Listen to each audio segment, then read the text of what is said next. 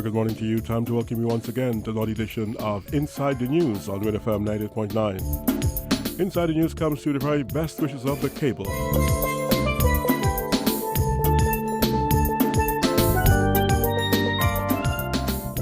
As social distancing becomes a norm of our everyday life, the cable wants you, our customer, to know that we are here for you every day. Just log in to us on Facebook, Instagram, and YouTube. Send us your feedback at email customerservice@thecable.biz. Visit our website www.thecable.net. It's also nice to know you can pay your bills at a distance, online at all commercial banks, or at www.thecable.net/pay. Now's the time to try online banking. It's ultra easy. Call us at 465-2588, 662-7742, or 763-0184. The Cable.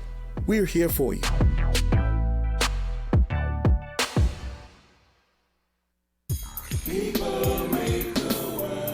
Well, a very good morning to you once again. Welcome to Inside the News. On today's program, we have the Prime Minister of St. Kitts and Nevis, Dr. Timothy Harris, as well as Dr. Cameron Wilkinson, the Medical Chief of Staff of the Joseph N. France Hospital, as our guests on Inside the News. Our format today, we'll have opening statements from the Prime Minister and Dr. Wilkinson, and then we'll take your calls and give you a chance to interact with the Prime Minister and the Chief Medical Officer.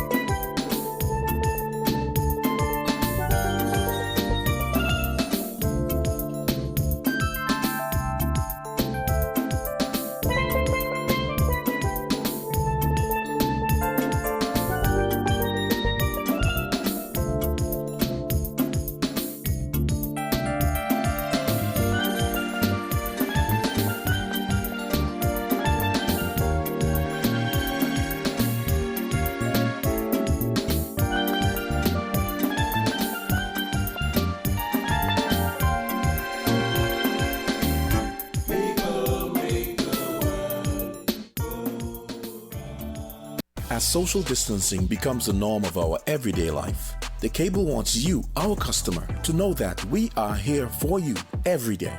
Just log in to us on Facebook, Instagram, and YouTube. Send us your feedback at email customerservice@thecable.biz. Visit our website www.thecable.net.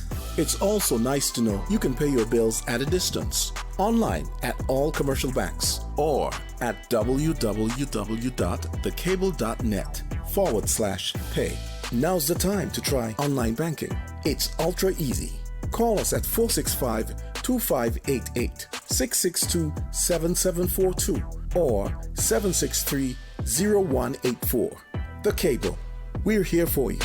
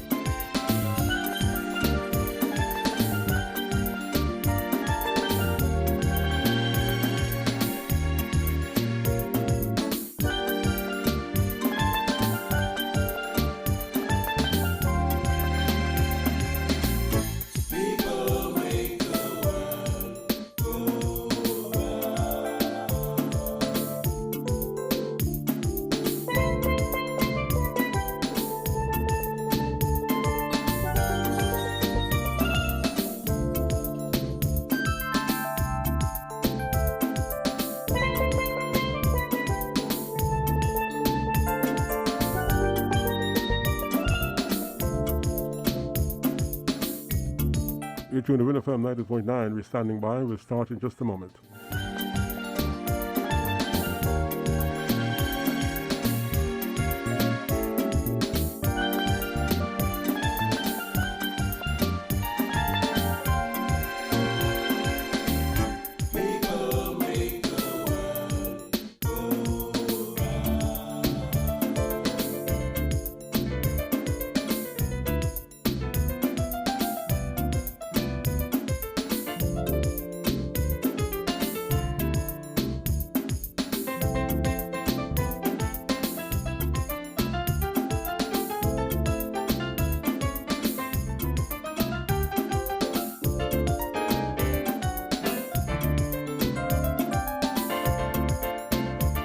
All right, a very good morning to you once again. Thank you so much for choosing Win FM 90.9. We say good morning as well to our colleagues who are joining our broadcast today. And of course, we would like to invite now opening comments from the Prime Minister of St. Kitts and Nevis, Dr. Timothy Harris. Dr. Harris, a very good morning to you, sir, and your opening statement. Thank you very much, Clive, Bacchus, and the Win FM family. I also want to extend Easter greetings, to all who are listening to this very informative program. Across several radio stations, including ZIZ, Sugar City Rock, and of course to those who are also listening and paying attention via social media. I am joined today by the Medical Chief of Staff, Dr. Cameron Wilkinson, and I want to thank him for taking time at this very special time in our calendar to be here, because we are in very serious times, and he, of course, along with his other colleagues, are part of the front line in the offensive against the COVID war. We are actually celebrating Easter, and perhaps it is a very good time that one would reflect a little bit on some of the messages or lessons from Easter. During this time, we certainly commemorate the passion, the suffering, the death on the cross, and eventual resurrection of Jesus Christ. His crucifixion, we are told, was the greatest act of sacrifice for all mankind. We learned in the book of Hebrews, chapter 8, verse 28, and I quote, "Christ was sacrificed once to take away the sins of many, and he will appear a second time, not to be a sin, but to bring salvation to those who are waiting for him."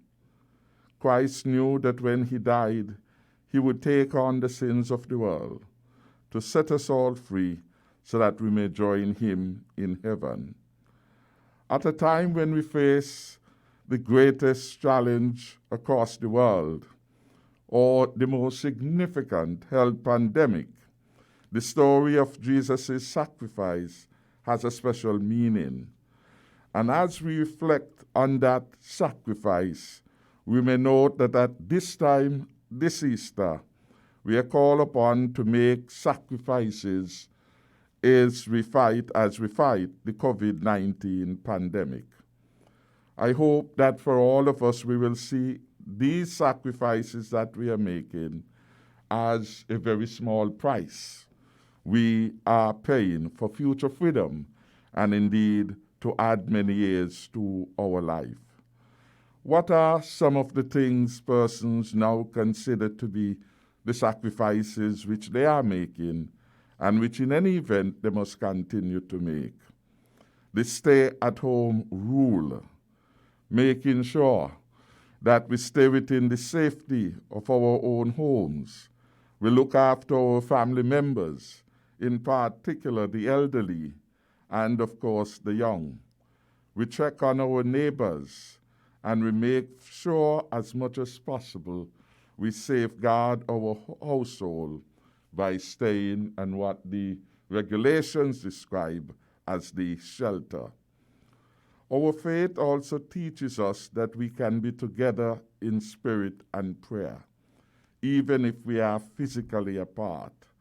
And this is very important because Easter is perhaps Good Friday and Easter Sunday are among the most memorable in the Christian calendar, apart from the Christmas services, and many churches do look forward to them. Indeed, I was reminded of that by a few pastors a few days ago.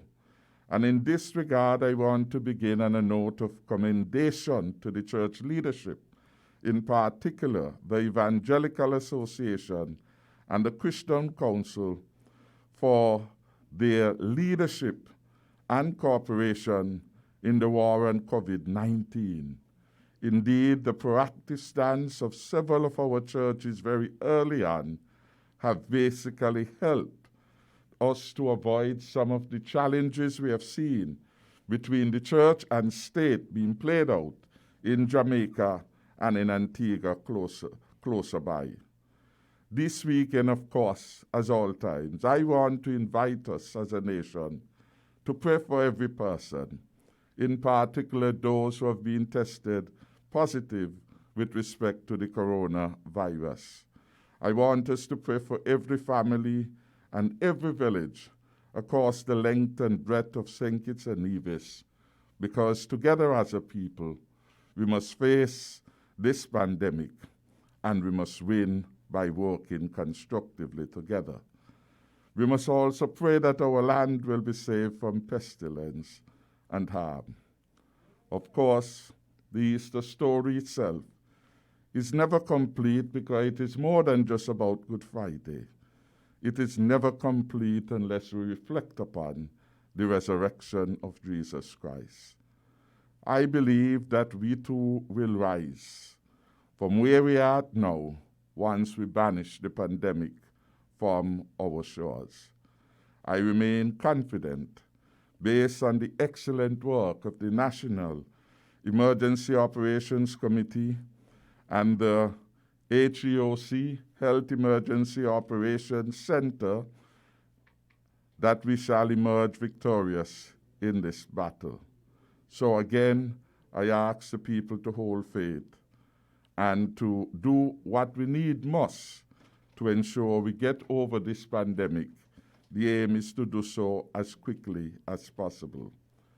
I want very early now to say a special thank you to the medical professions for the work that they continue to do in our federation.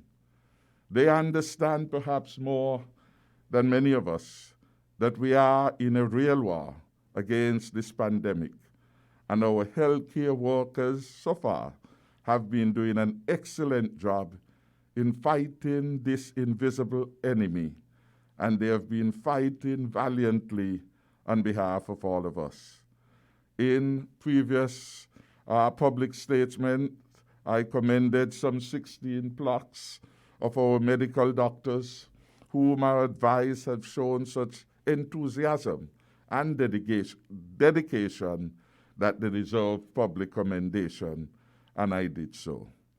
Beyond the nurses, we can't help but extend congratulations and best wishes to our police, our defense force, our customs and immigration departments, among several other entities which have been helping to ensure the effective implementation of the health policies as they relate to our ports of entry within country, ensuring that the emergency powers are all enforced to ensure the safety and security of our country.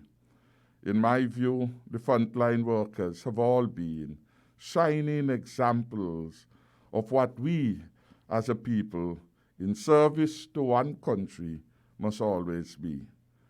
So I want, both as Minister of National Security, under whom much of the frontline workers, as they relate to the security services, relate, to say how proud we are, and our country is indebted to them. As we are today, just very quickly, and I want to just give a snapshot of the situation report. As of 3 p.m. yesterday, Good Friday, we were advised that there were 1.5 million, to be exact, 1,521,2 252 confirmed cases of COVID-19 worldwide, and it had caused 92,798 deaths. In the case of St. Kitts and Nevis, our count in terms of confirmed cases is 12, and luckily for us, there are no deaths. Significantly, we have already tested 205 cases or persons, and this puts us among the highest performing countries on a per capita basis with respect to what we are doing in testing. So there is where our health situation is. We are still in a rapidly evolving situation, and of course the government policy evolves in relation to that. Interestingly, last night we would have started, or Thursday night to be exact, the 24-hour curfew to ensure social and physical distancing at this time. And what is the aim? The aim is to contain the transmission of the virus from one human to another by a set of measures, of which the 24-hour lockdown is just one. There are other elements that go with the lockdown, for example, the hand hygiene, the boosting of one immune system. So I see them really as a repertoire of interventions which we are making, each mutually reinforcing the other, if we are to put COVID-19 behind us. This, of course, is a very contagious disease, and so we are moving very rapidly to see how best we can do. I want to say to those who feel that they have undue inconvenience, to remind them that it is about saving lives. And I don't know how you can monetize convenience in the context of a life-threatening experience.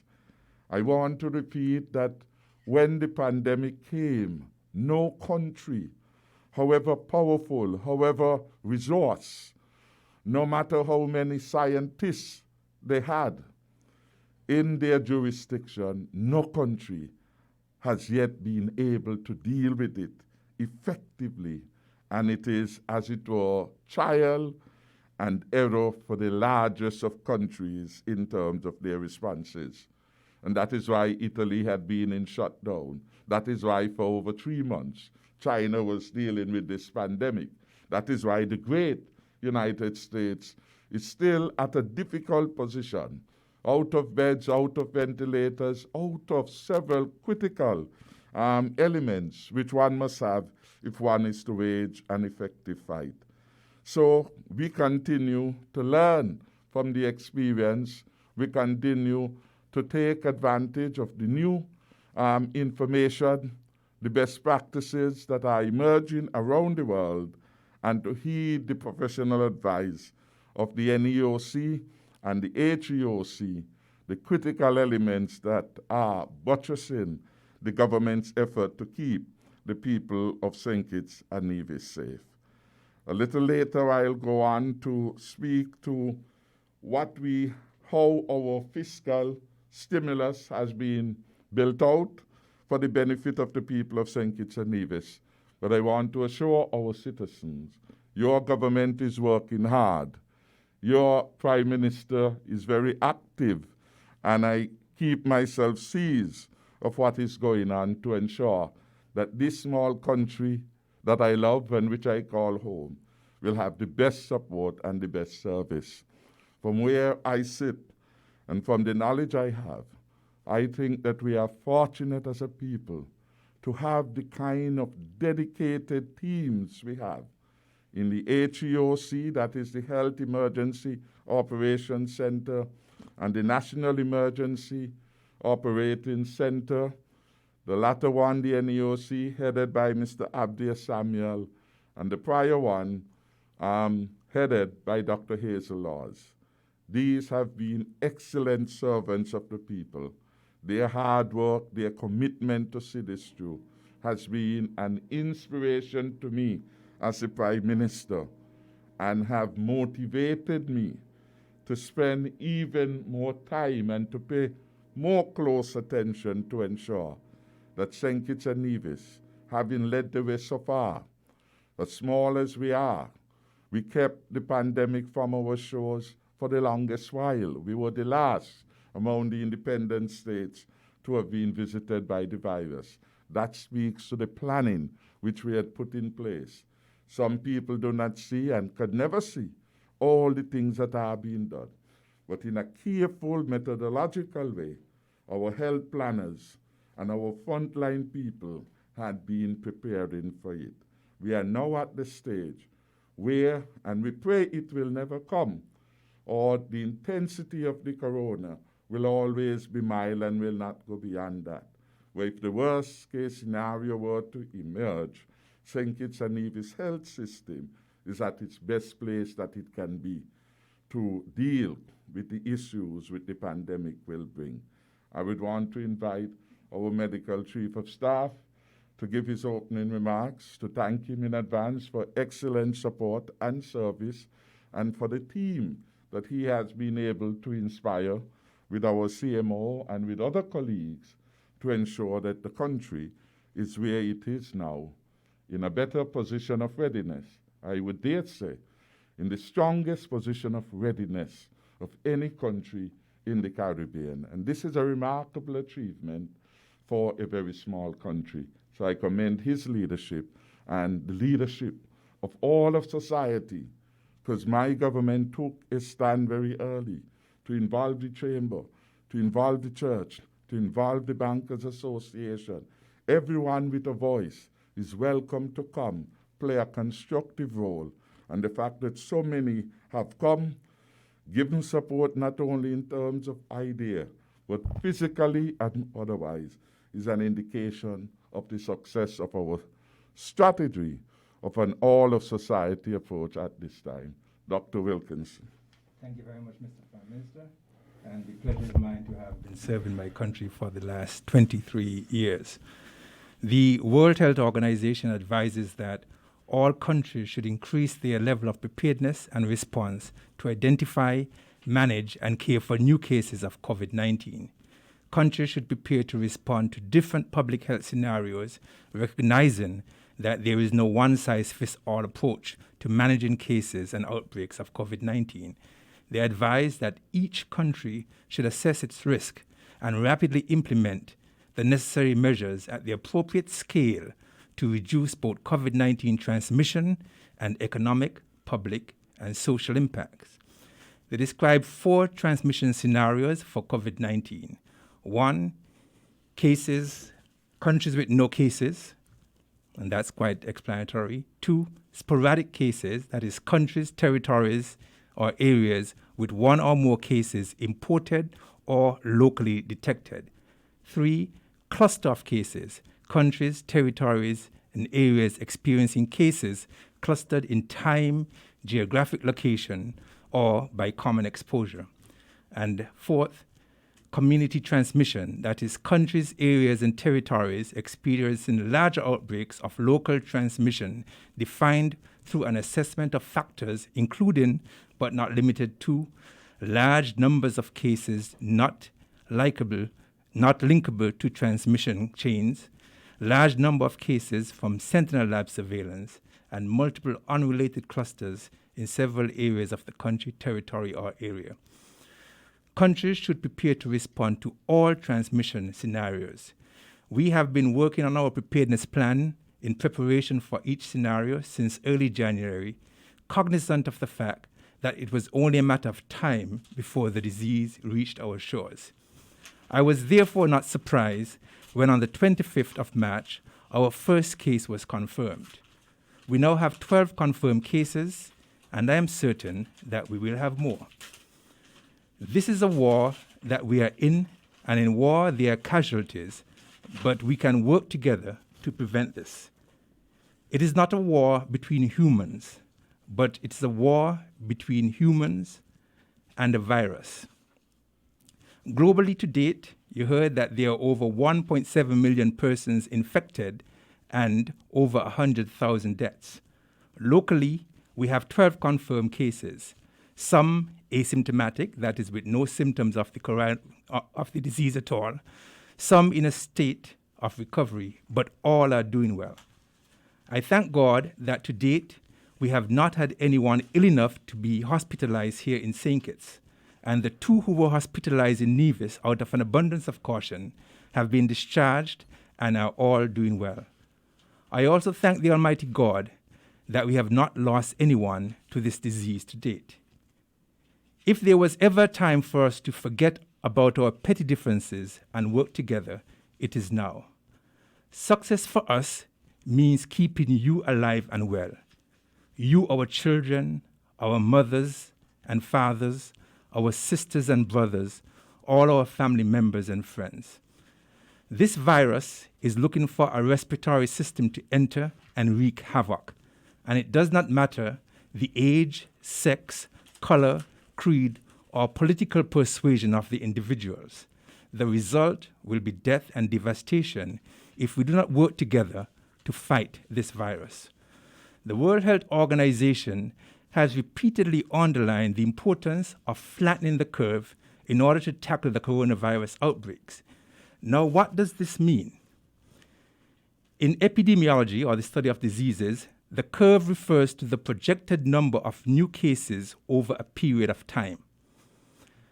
A significant rise in the number of new cases in a short period of time, that is a steep rise in the curve, will overburden healthcare systems, making it impossible for doctors and nurses to properly care for the sick and suffering, and will add to the mortality rate.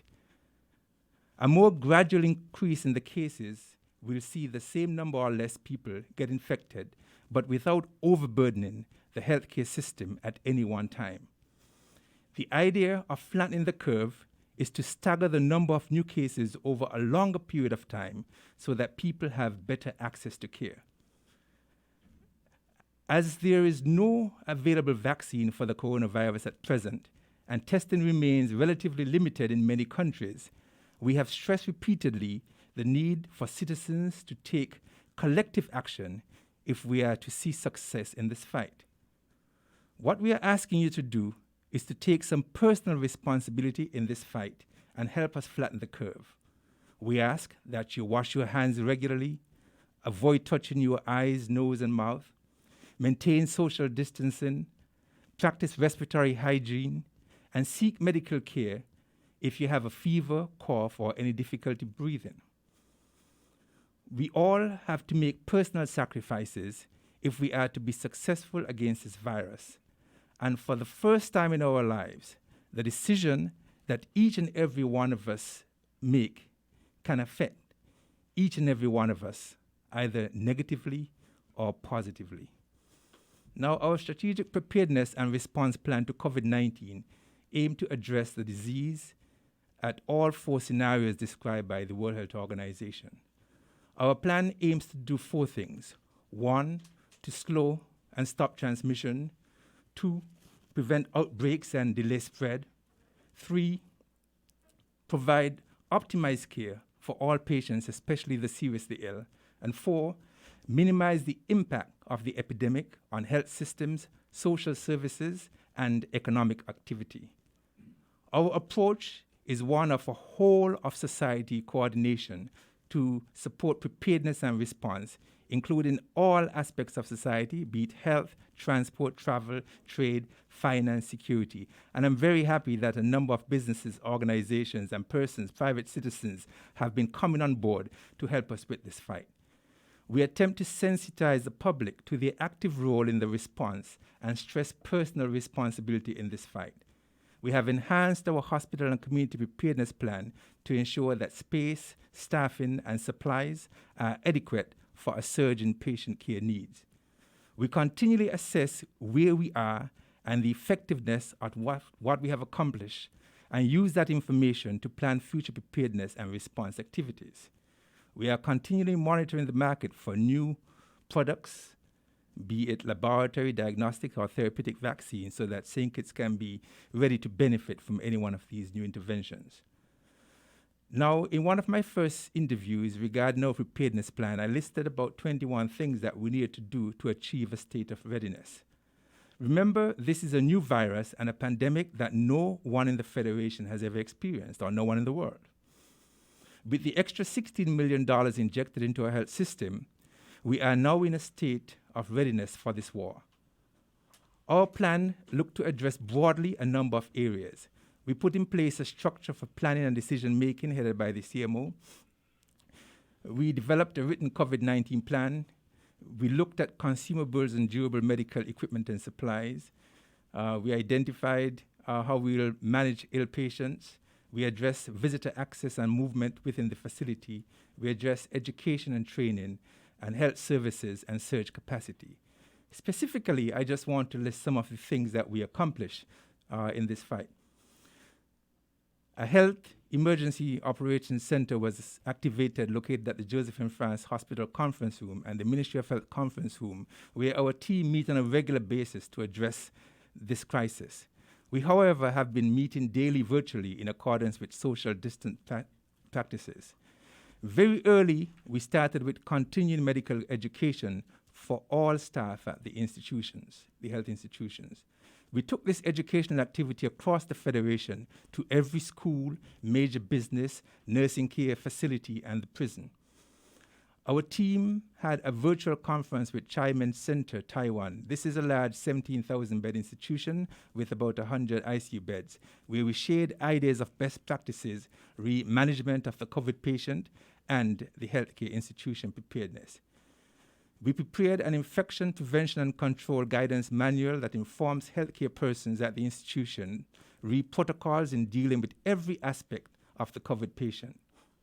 A helpline was established, and most of you know the number 311, to address the public concerns and has been operational 24/7 for some time now.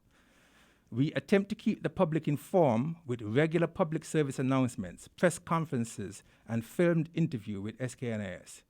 We made structural changes to the emergency room, physically separating the treatment section for patients with flu-like illnesses from those who are attending for regular emergencies. Since the structural change and separation was made a week ago, we have been seeing on average only about 3 to 4 persons with respiratory complaints and not necessarily related to COVID-19, which is very good. We have augmented the physician staff at the emergency room by adding 7 extra doctors to the usual team of 9. So in total, there are 16 doctors now working in the emergency room. I want to at this point send a shout out now to all the hospital staff who are working presently, and also those who just finished their night shift and are home resting, and those who are at home preparing to come out for the long night ahead. We appreciate your dedication and commitment to service, and may the Lord continue to give you health and strength to take us through these turbulent times. To continue, we have placed a hold on elective surgeries, meaning no routine operations, be it general, orthopedics, plastic or gynecology, etc., and are now doing only emergency surgeries, so everyone at the institution have a laser eye focus on fighting this pandemic. We augmented our staff with help from outside. 30 specialist nurses and 4 critical care specialists from Cuba arrived in the Federation 2 weeks ago. 25 of these nurses will be in St. Kitts, along with 3 of the critical care specialists. The others were deployed to Nevis. They were in quarantine for 2 weeks, and I'm happy to say that they will be released from quarantine today and join our health team on Monday to help us with this fight. We thank the people of Cuba for this. We have a list of retired nurses who we will contact if we have a surge in patients that exceeds our capacity. I have a commitment from virtually every doctor on the island not employed by the Ministry of Health to assist if the need arises. The Josephine France General Hospital was identified as the institution that would house patients with COVID-19, and the private ward with 15 single rooms is the ward being used with a plan to command more and more of the hospital if the need arises. The other institutions, Mary Charles and Poxon, are also in a state of preparedness, and today 2 tents were set up outside both of the institutions to help with the seeing patients with flu-like illnesses. All of our health centers are in a state of readiness, and the schedules have been rearranged so that persons with flu-like illnesses would be seen in the PM, while those with chronic illnesses will be seen in the morning. This is to separate the persons who we know are most vulnerable to the COVID-19 disease, those with chronic diseases, from persons with flu-like illnesses. Most patients, however, can be managed at home, and they will only be admitted if they are very ill to the hospital. We have increased our equipment and supplies. We now have a total of 15 ventilators at the Joseph M. France Hospital, 1 in the emergency room, 4 in the regular intensive care unit, and 10 on the private ward, where we will be hosting any persons with COVID disease. And we have on order several more ventilators. We have increased our supplies of infrared thermometers, personal protective equipment, and nebulizers.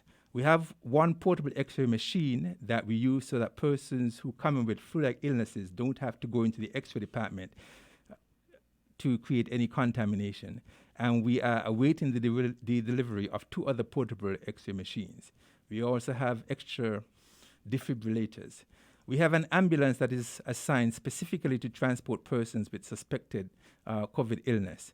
We have a total of 6 ambulances and have purchased an extra 2, which will arrive here on the 22nd of April. We have increased our testing. We test symptomatic patients and persons who are known to be in contact with persons who were diagnosed with COVID-19. And we are hoping to increase our capacity for testing by not just doing the regular antigen test, but the rapid antibody test. Lastly, we continue to quarantine and isolate persons so that we can decrease the spread of this disease and at some time in the near future, declare that this country is COVID-free and get back to normal. We all will have to make personal sacrifices if we are to be successful against this virus. The planes and the ships bringing persons in from overseas have stopped. We are here alone for the first time in our history, petitions and divisions. No one else is coming to help us. We have to help ourselves and rally together as one nation to defeat this virus. I thank you. Well, thank you very much, Dr. Wilkinson, for your opening statement. We've also heard from the Prime Minister just moments ago, and we'll hear now from our partners. We come back. We're going to get back to the Prime Minister. He promised to give us some details about the economic stimulus package. So we'll hear about that in just a moment. As social distancing becomes the norm of our everyday life, the cable wants you, our customer, to know that we are here for you every day. Just log in to us on Facebook, Instagram, and YouTube. Send us your feedback at email customerservice@thecable.biz. Visit our website www.thecable.net. It's also nice to know you can pay your bills at a distance, online at all commercial banks, or at www.thecable.net/pay. Now's the time to try online banking. It's ultra easy. Call us at 465-2588, 662-7742, or 763-0184. The Cable. We're here for you. You're tuned to FM 98.9. We are inside the news with the Prime Minister of St. Kitts. His name is Dr. Timothy Harris, and the Chief Medical Officer, Dr. Cameron Wilkinson. We go back to the Prime Minister now for some comments on the economic stimulus package.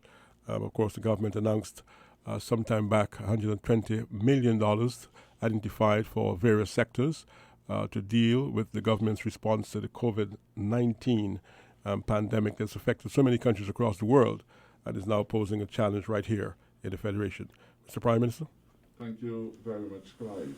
I just want to say from the presentation that we have had from Dr. Wilkinson, we get a sense that there have been significant investment made in the health sector.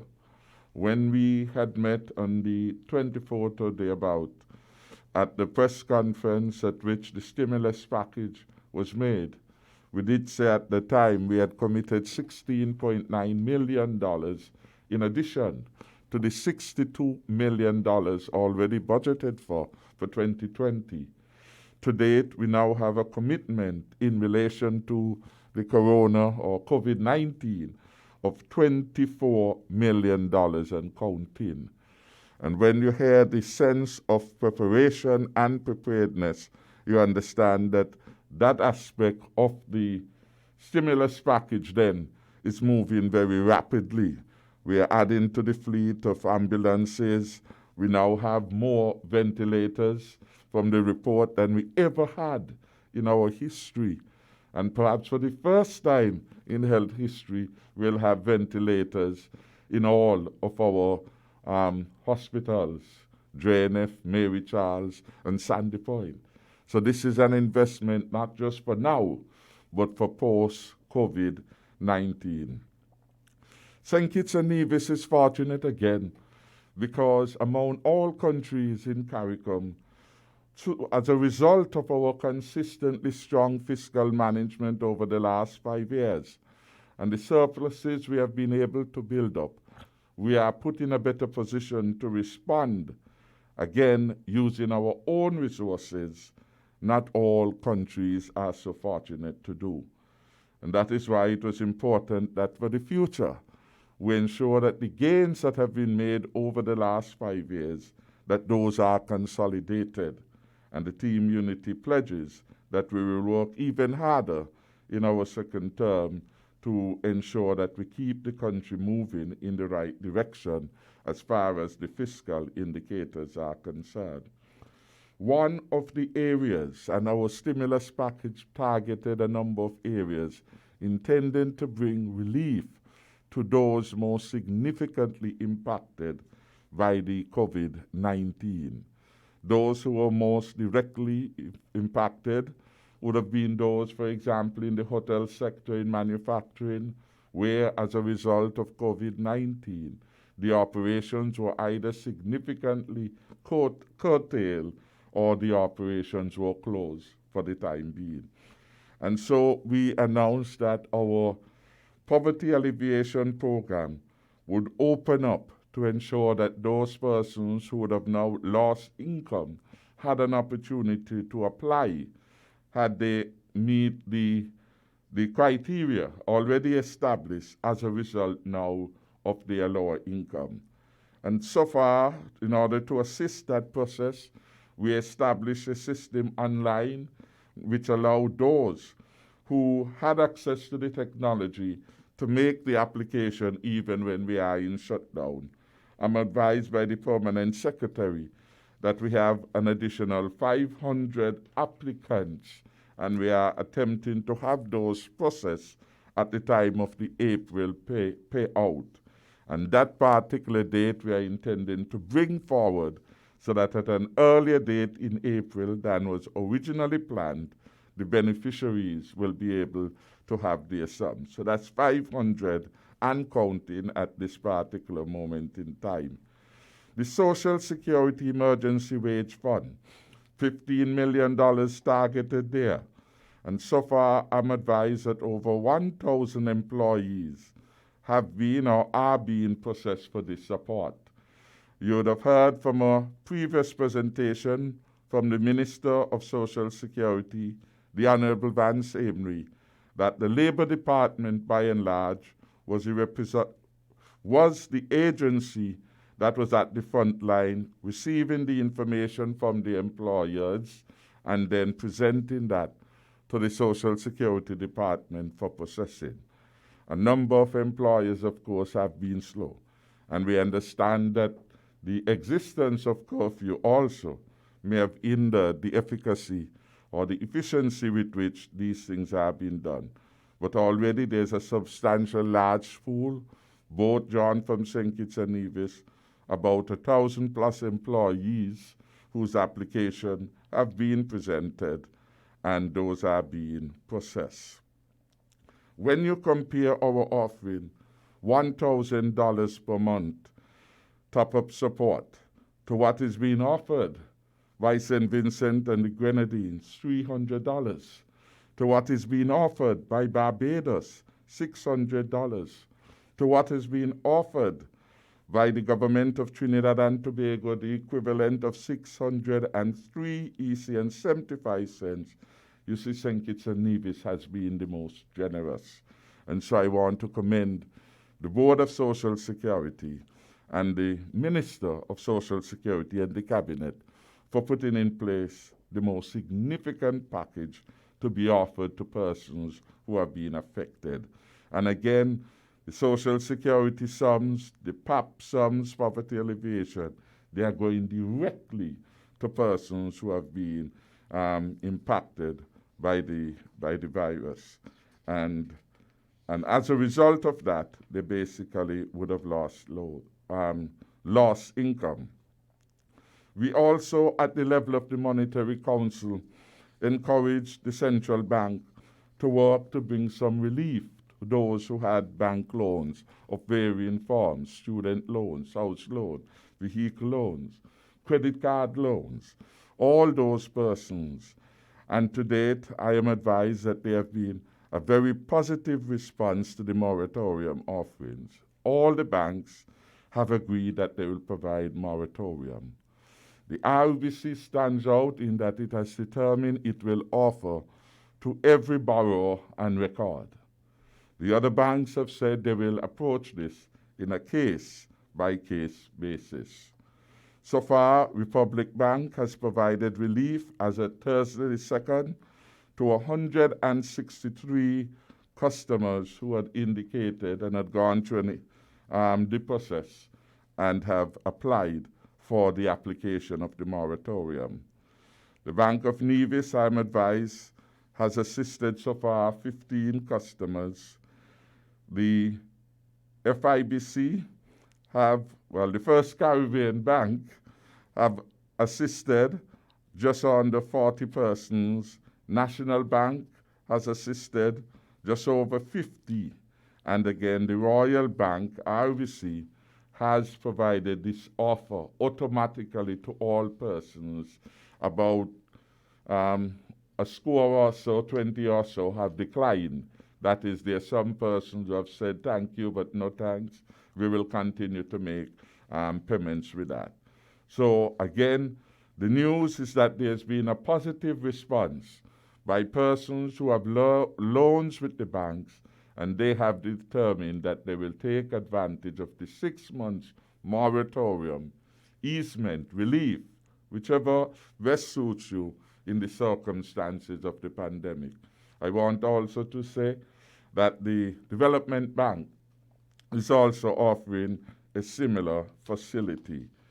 In terms of the taxes, those that we have announced, all those measures basically have been followed up on, and the Inland Revenue Department, with respect to poverty tax, with respect to the reduction in corporate tax, and the taxes related to unincorporated business, all of those mechanisms are being worked out with the relevant stakeholders.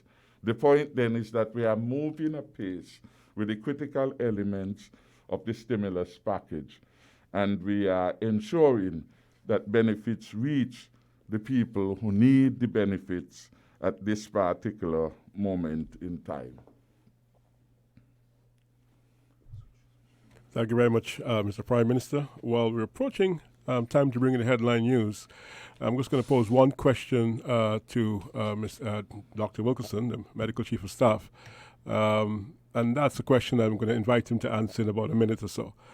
This comment about a herd immunity, I heard you reference it yesterday, and we've seen in Sweden there have been a very lax approach to this approach. And approach was tried by the UK and the Netherlands, who quickly changed position shortly after. So my question seems to be longer than your answer. So let me ask you for your response. Okay, well, let me describe what herd immunity is, first of all, in that if a disease enters a certain population, we hope that if we have at least 90% or more of the population immunized against this disease, then the 5 or 6% that were not immunized, they will be protected from the herd. The same way you see in the open savanna, if there is a lion attacking a herd of elephants, the big ones will go on the outside and shelter the young ones on the inside. and so the young ones are protected by the herd, then that is the same principle that we use in medicine. So when you were growing up in school and the healthcare nurse came around and she was given the immunization against polio, measles, etc., there were always one or two kids who would run away and may never get their immunization. But if we were able to immunize more than 95% of the population, then because the herd was significantly protected, those persons may have been protected so that if the virus attempted to enter the population, it would not spread. And that's the principle of herd immunity. Now, there were one or two countries who decided that they would go down the route of herd immunity as it relates to the COVID virus. But because of the increased mortality and the morbidity associated with the disease, that was not thought to be effective. However, as the disease attacks populations, you see with time, the death rate drops and the number of persons who are infected drop. And that's because there are persons who are coming out who are immune, and the risk of spreading the virus is decreased. Thank you very much. Brilliant answer, Dr. Wilkinson, if I may say so as a layman. And we'll be back after the headline news to hear from the Prime Minister and Dr. Wilkinson. And I know you're calling now, but we have the headline news, so please bear with us. When we come back, we'll take your calls as well. You found the sound. 98.9. Win FM. We now bring you the Win FM Headline News. The Win FM Headline News is brought to you by Caribbean Alliance, KDP Enterprises, The Grange, Carib Brewery, CNC Trading.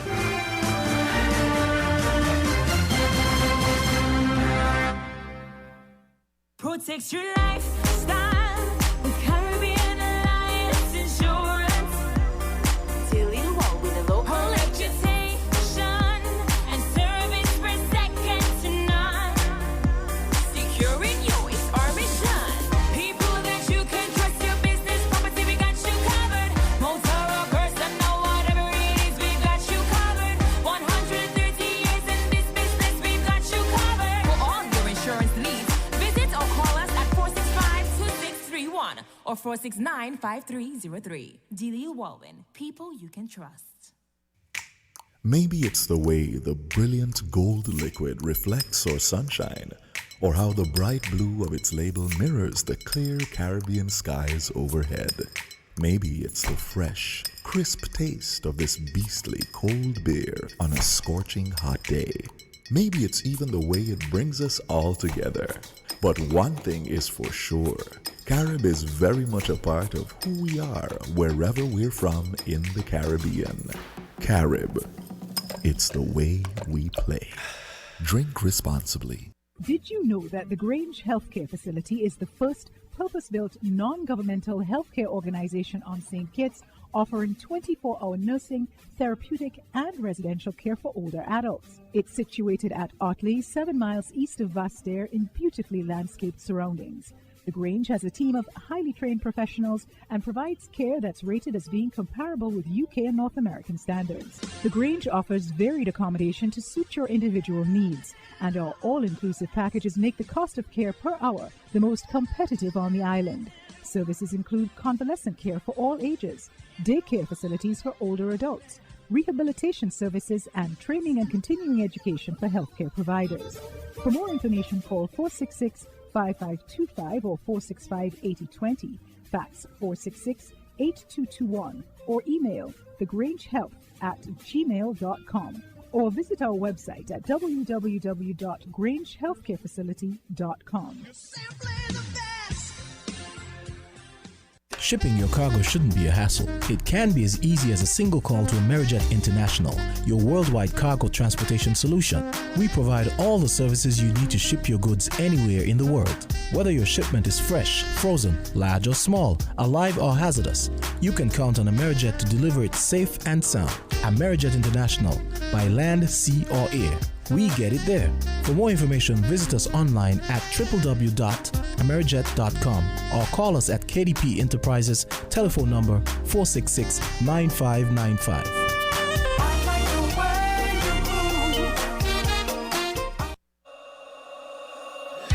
Without limits, happy and free. The skin you're in with no apology. G, the one to seize the day. Grab an LLB, live, love, be. With LLB, live, love, be. Live, love, be. Be who you know you can be. Grab an LLB, live, love, be. Angostura, lemon, lime, and bitters. Live, love, be.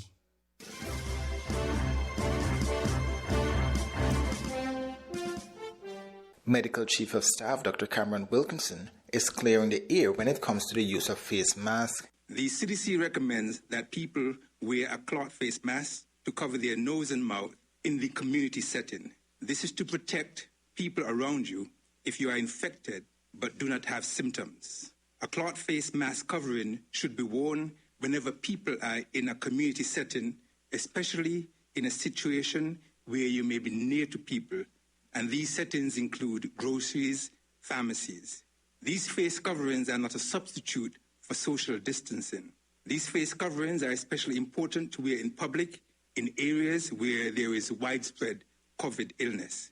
Wearing a cloth face mask covering, in addition to public health measures, should help to reduce the spread of COVID-19. It is still recommended that you stay at least 6 feet away from other persons, that is social distancing, and do the frequent hand cleaning and other everyday preventive actions. A cloth face covering is not intended to protect the wearer, but it may prevent the spread of virus from the wearer to others. When it comes to testing kits, the Medical Chief of Staff dispelled rumors about who should be checked.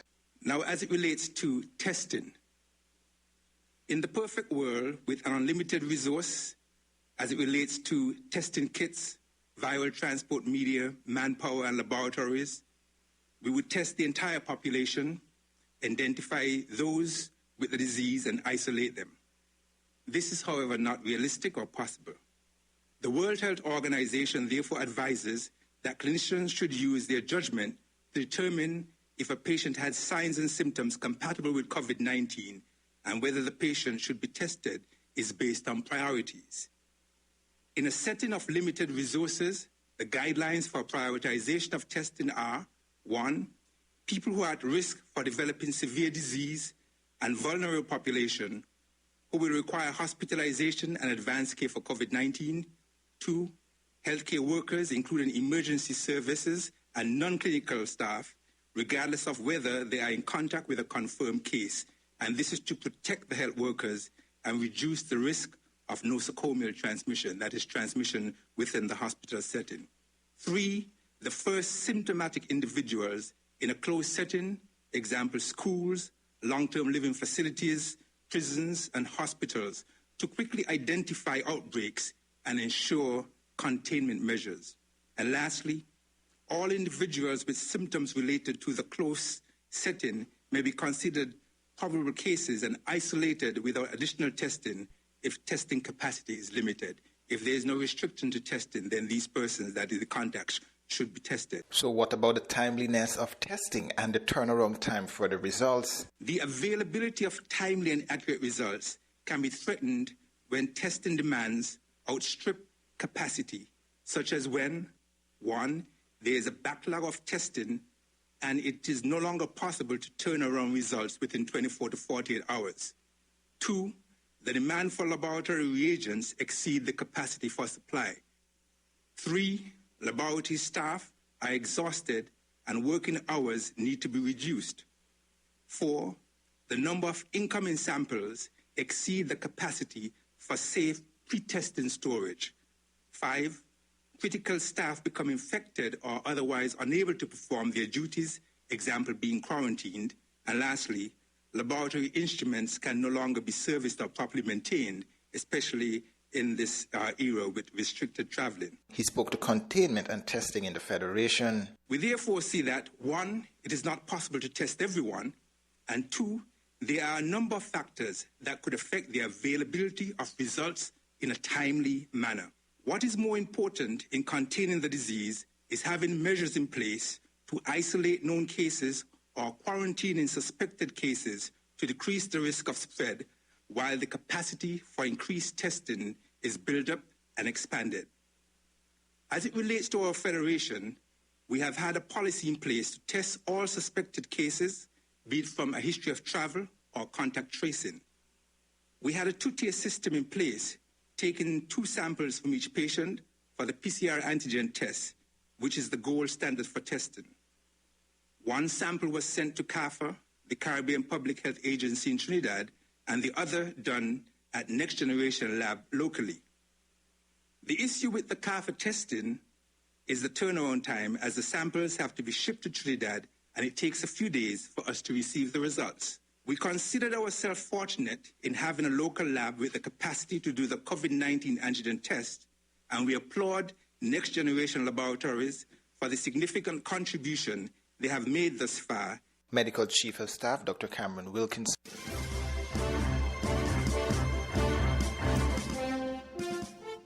Police are reminding citizens and residents that they are not permitted to leave their place of residence during the Easter weekend. That is due in large measure to the state of emergency remaining in place for the usual busy Easter period. Superintendent Cromwell Henry speaking at the NEOC briefing on Friday. We are in a new dispensation in that our movements are restricted. So things that we are accustomed to do on days like this, we cannot do it. We are in a 24-hour lockdown as stipulated under the Emergency Powers Regulation. And this means every person shall remain confined to their place of residence, inclusive of their yard space, to avoid contact outside of their family. And I specifically mention this because I've been asked the question, can I fly kite today? And I would tell persons, yes, there is no restriction on flying kite, except that you must be in your yard. You cannot leave your premises, you cannot leave your yard to go to the playfield, to go to the places where you're accustomed to fly kite, to do that this Easter weekend. So, the shelter-in-place regulation requires that every person remain in their place of residence, inclusive of their yard space. Of course, there are some exceptions.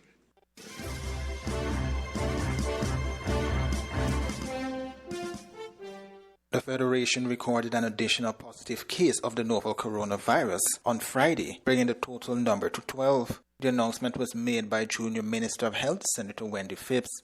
We have tested 205 persons with now 12 confirmed positives. And that is to say that we have, as of today, an additional confirmed case of COVID-19. And of course, the individual is an Indian national who happens to be of the age of 21 years old. And that is our most recent one. Just last night, we would have received a number of test results, 23 in total, of which 22 were negative and the 1 positive that I just mentioned. So we are grateful to God that we had only had that one among that large number of results. Minister Phipps revealed that the Indian national has been in isolation since March. Our 12th case, as I said, is a male individual, and he would have had direct contact with an announced case, a previously announced case that we would have divulged to the public some time ago. The individual, for the information of the public, had been placed in quarantine since the 29th of March, when he was first named a contact of a previously confirmed case, and subsequently he would have been sampled and tested. And of course, this was able to be done because of the aggressive contact tracing that we have put in place.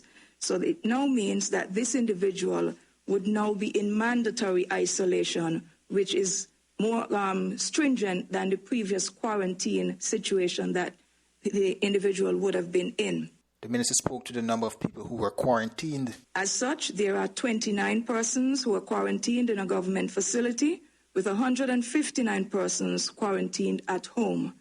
12 persons, as it would make sense now, are in isolation because we now have the 12th confirmed case of COVID-19. To date, we have released 470 persons from quarantine. We are reminding our citizens and residents that our community health workers are still in the process of tracing and monitoring persons who would have had contact with confirmed cases.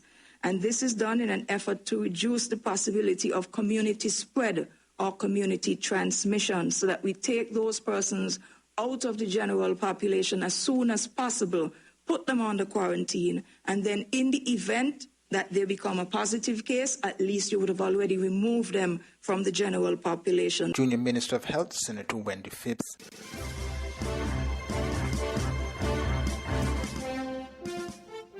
Proceed with a growth mindset and make use of the opportunities offered by COVID-19. That message coming from Governor of the Eastern Caribbean Central Bank, Timothy Antwine, who has labeled the virus a truly global pandemic. It is a time of great adversity and anxiety for our world, Governor Antwine remarks in an address on the pandemic and its implications for the Eastern Caribbean Currency Union and its 8 member states that includes St. Kitts and Nevis. The shutdowns or lockdowns now in force are without precedent. Needless to say, the pandemic has now morphed into a global economic downturn and an almost certain recession, a perfect storm. Even at this relatively early stage, it is already clear that our world has been changed forever. The COVID-19 pandemic will eventually be in our rearview mirror, but its scars and lessons will linger long. That said, it has, as every crisis does, presented opportunities to enhance the way we live, work, and conduct our daily lives. We can seize them if we proceed with a growth mindset. The central bank governor and the regional institution he heads are taking a look at the kind of impact the pandemic is having on the OECS countries. He's also putting in perspective some of the actions the bank has taken to date as a response to COVID-19. The ECCB has run several scenarios for the ECCU. Based on 2 such scenarios, economic activity in the ECCU is projected to contract between 5% and 7% in 2020, accompanied by a sharp rise in unemployment. Now keep in mind that prior to this pandemic, economic growth in the ECCU was projected at 3.3%. Member governments have fashioned and announced fiscal stimulus, or what may be more aptly described as care and relief packages, to help cushion the effect of the pandemic on individuals and businesses. This is an exceptionally challenging time for our governments because revenues have plummeted. Since the outbreak of COVID-19, the ECCB has been focused on 2 priorities: protecting our staff and serving our region. Here are some of the actions we have taken to date. First, provided financial support to member governments through a $4 million grant, $500,000 for each member country, from the Fiscal Reserve Tranche 2.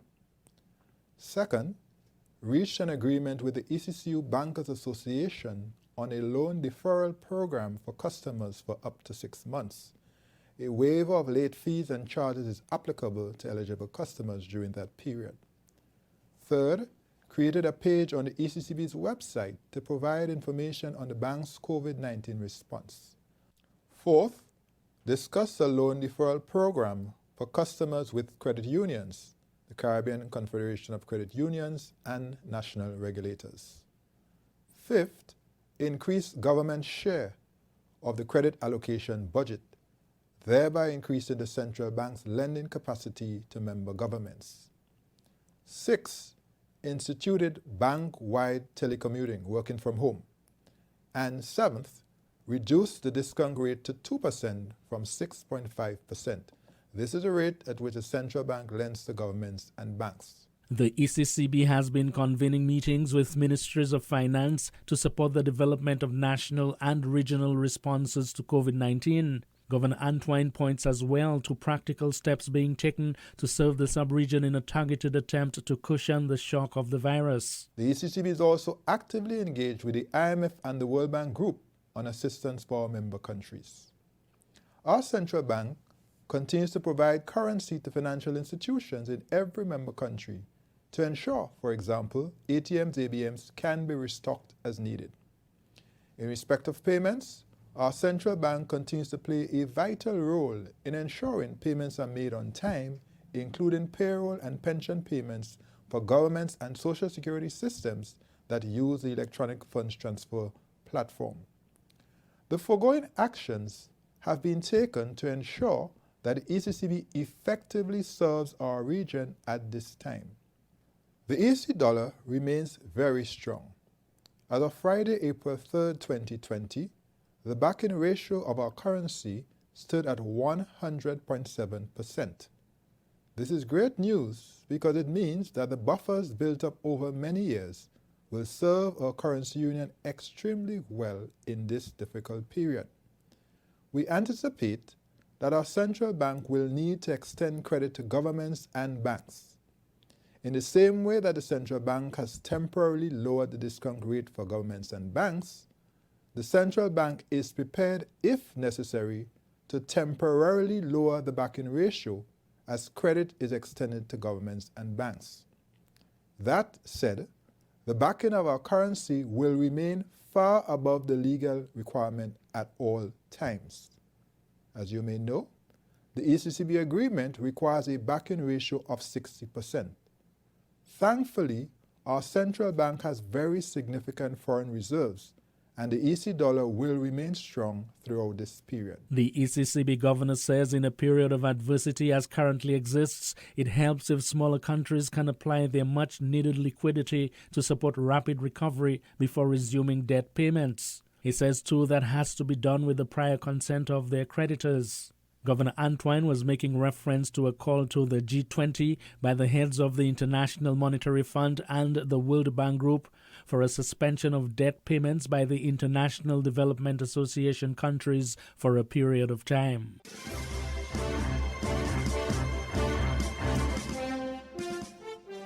Miguel Fabry, NBC Prime. The COVID-19 pandemic has fast-tracked the transition from VH, the island's oldest medical institution, to the European Union-gifted Owen King EU Hospital. Critics say it was long overdue, but there remain numerous uncertainties, chief among them financing the operations and the future employment status of medical, nursing, administrative, and ancillary staff, to name a few. On March 9th, this letter to all contract staff from the Permanent Secretary in the Ministry of Health informs that Cabinet, by Conclusion Number 407, dated May 6, 2019, agreed to, among other things, for public officers employed by contract by the Department of Health and Wellness to A. The existing contracts will be allowed to come to an end naturally, ensuring that prior to that, affected officers are informed that any subsequent application for employment is to be made to the Board of Directors of the Millennium Heights Medical Complex, and B. Contracts with extensive tenures will be assigned to the Board of Directors of the Millennium Heights Medical Complex in the stead of the Department of Health and Wellness or the Government of St. Lucia until its determination. As such, the letter stated effective immediately, all staff employed on contract at the three institutions, namely VH, OKEU, the National Wellness Center, and the Turning Point Rehabilitation Center, will address their requests for contract renewal to their respective executive directors or board of directors for consideration of the boards as per the aforementioned items.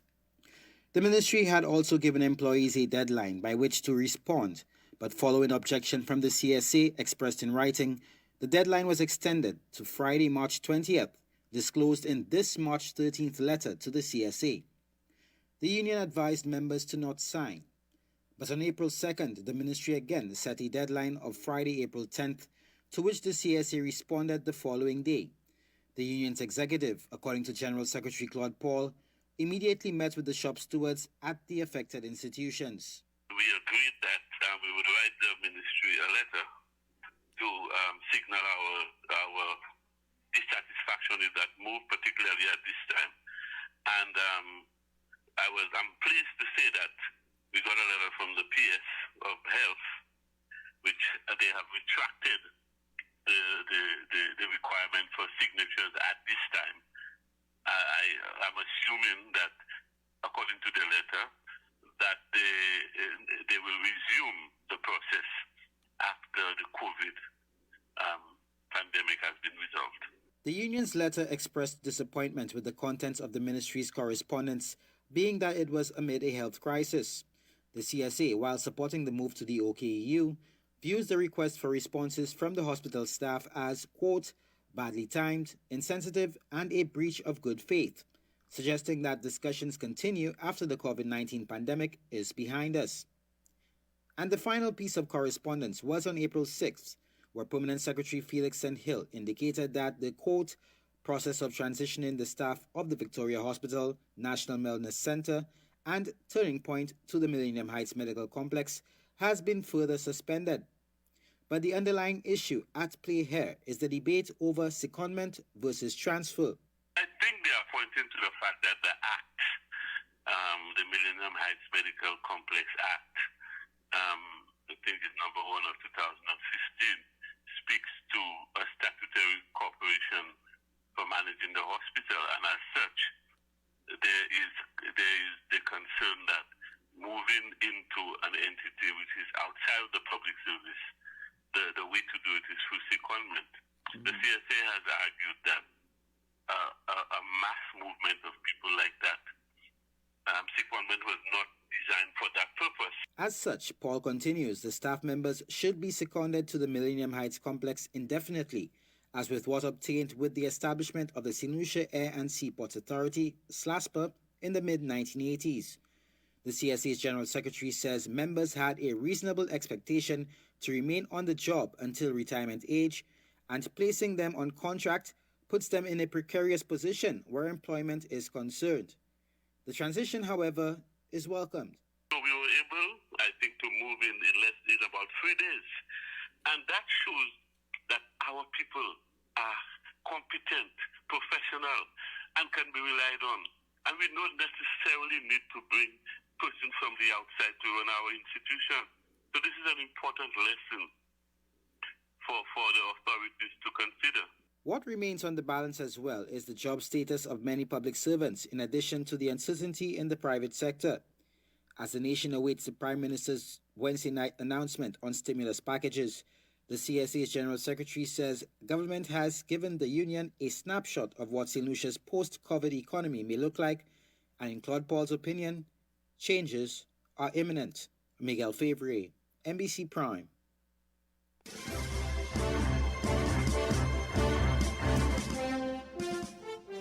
This is Al Jazeera. Well, there's still no vaccine for COVID-19, nor any specially developed treatment. And so it's spread with alarming speed around the world, infecting well over 1.5 million people.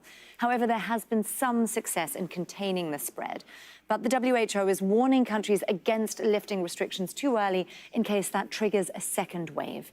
Victoria Gatenby reports. An unprecedented response to a virus unknown to the world just a few months ago. Now, on nearly every continent, country and street, people's lives are being affected dramatically by COVID-19.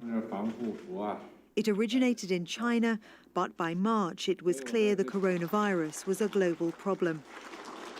Italy ordered a national lockdown. 2 days later, the World Health Organization made a rare declaration. We're deeply concerned both by the alarming levels of spread and severity and by the alarming levels of inaction. We have therefore made the assessment that COVID-19 can be characterized as a pandemic. When the WHO declared a pandemic on March the 11th, there was a total of 118,000 cases globally.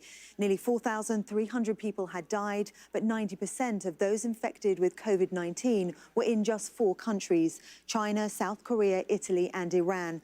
A month later, much has changed. The number of known infections is approaching 2 million across more than 180 countries, and around 100,000 people have died.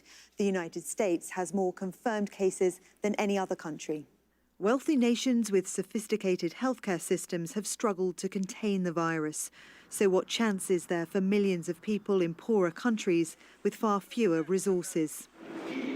Most governments have decided, for now at least, drastic measures are necessary to save lives, no matter the cost. Many have implemented unprecedented lockdowns to slow the spread of the virus so healthcare systems aren't overwhelmed. The aim is to flatten the curve. That means preventing a huge surge of new cases in a very short period of time. China has done it. You can see that marked here in purple. And in Italy and Spain, the number of new confirmed cases has been trending downwards, raising hopes the worst is over. Compare that to the United States and the UK, where the number of new cases has been going up almost every day.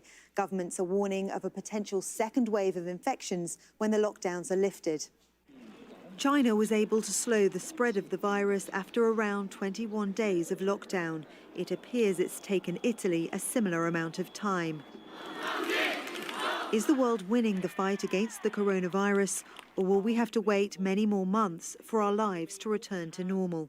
Scientists say we're in uncharted territory. Victoria Gatenby, Al Jazeera. Well, researchers in China have now discovered airborne traces of coronavirus can travel up to 4 meters away from patients. It had previously been thought to travel only 2 meters. Now, this study tested surface and air samples from wards treating people infected with COVID-19 at a hospital in Wuhan. The researchers found the virus was mainly concentrated on the floors and that some medical staff also picked it up on their shoes. Well, earlier I spoke to Dr. James Trower. He's a senior research fellow and head of the epidemiological modelling unit at Monash University. And he has more on the research in China. We've previously had the understanding that it's been predominantly droplet and fomite transmission, which means that it can transmit on objects, it can last up to 72 hours on surfaces.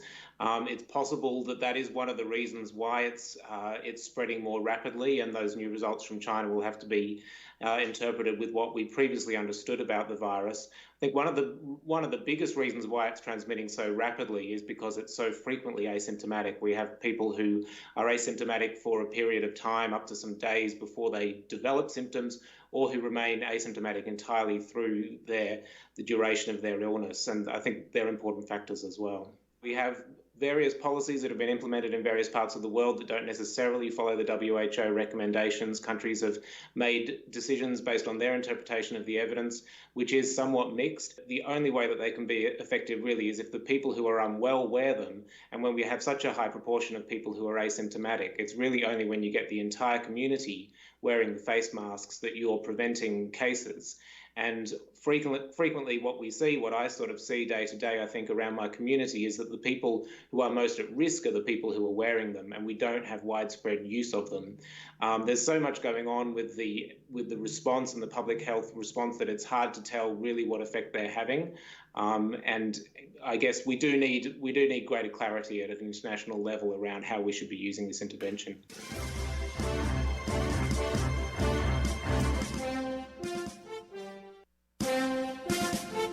That was the WinFM Headline News, brought to you by KDP Enterprises, Caribbean Alliance, Carib Brewery, CNC Trading, The Grange.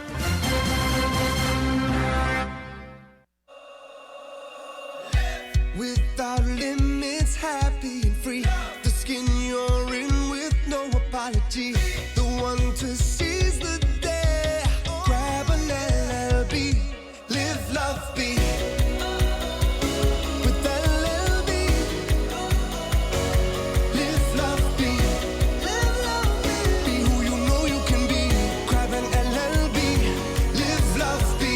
To a lemon, lime, and bitters. Live, love, be. Shipping your cargo shouldn't be a hassle. It can be as easy as a single call to Amerijet International, your worldwide cargo transportation solution. We provide all the services you need to ship your goods anywhere in the world. Whether your shipment is fresh, frozen, large or small, alive or hazardous, you can count on Amerijet to deliver it safe and sound. Amerijet International, by land, sea or air. We get it there. For more information, visit us online at www.amerijet.com or call us at KDP Enterprises, telephone number 466-9595.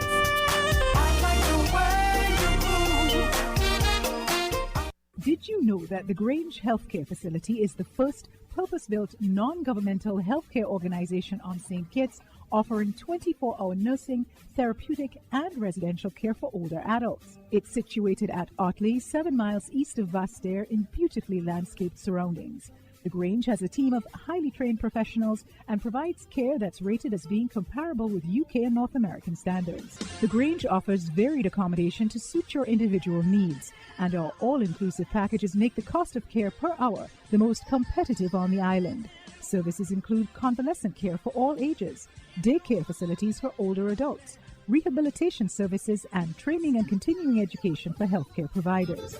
For more information, call 466-5525 or 465-8020, fax 466-8221, or email thegrangehealth@gmail.com, or visit our website at www.grangehealthcarefacility.com. Maybe it's the way the brilliant gold liquid reflects our sunshine, or how the bright blue of its label mirrors the clear Caribbean skies overhead. Maybe it's the fresh, crisp taste of this beastly cold beer on a scorching hot day. Maybe it's even the way it brings us all together. But one thing is for sure, Carib is very much a part of who we are wherever we're from in the Caribbean. Carib, it's the way we play. Drink responsibly. Protect your lifestyle with Caribbean Alliance Insurance. Till you walk with a local reputation and service for second to none. Securing you is our mission. People that you can trust, your business property, we got you covered. Motor or personal, whatever it is, we got you covered. 130 years in this business, we've got you covered. For all your insurance needs, visit or call us at 465-2631 or 469-5303. Delia Walwyn, people you can trust. We're different. We're 98.9. 98.9. Win FM.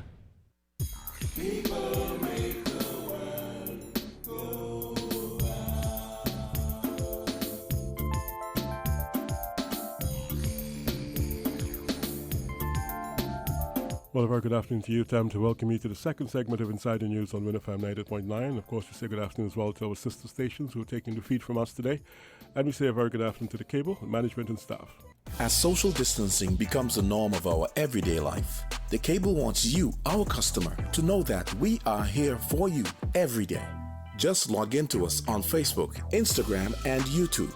Send us your feedback at email customerservice@thecable.biz. Visit our website www.thecable.net.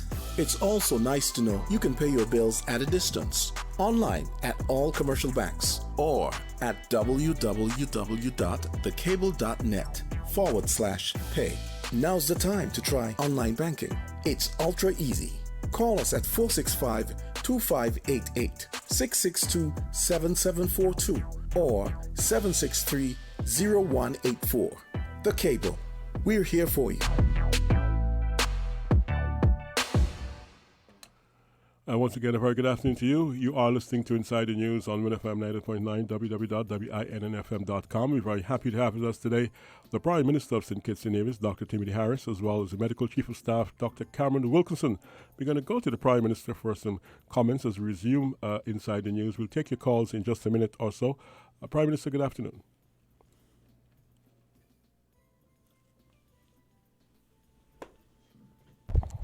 Yes, good afternoon, Prime Minister. Could you repeat that? Yes, sir. Good afternoon to you. I was just saying just a moment ago that in our second segment, we'll just begin for a quick... you have a mic, sure. All right. So, okay, let's start it out in a minute.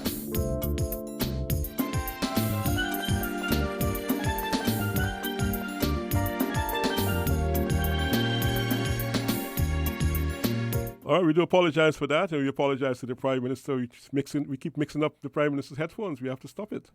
So, Mr. Prime Minister, once again, our apology, and let us continue now. We have it ready now, and as we said earlier on, what we do in the second segment is have a few comments from the Prime Minister who wanted to clarify a few things, and then we're going to take your phone calls in just about a few minutes from now. So, Mr. Prime Minister, once again, we apologize, and we now continue on Inside the News. Thank you very much. I just wanted to add to the remarks on the state of the readiness of the health system to say when we say in St. Kitts and Nevis we are at the best place, that include the health sector as a whole, and we are taking the Federation, the island of Nevis, the island of St. Kitts, and it is a sum total of our joint efforts that would put us in the best place. So when we say we have improved upon the capacity of the human resource in the health sector, we have brought in expertise. That expertise is made available on island in St. Kitts, an island in Nevis.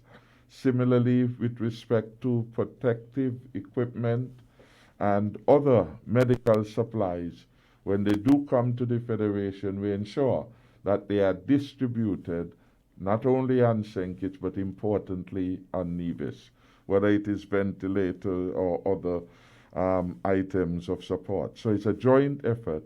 And as we commend the workers on the island of Nevis, equally we are commending the professional workers at the forefront at the Alexander Hospital in Nevis and in the health system as a whole. So commendation to all, our police officers, our immigration workers. So I just want it to be clear that we are looking as a federal entity in terms of when we adjudge the readiness and the performance of the sectors.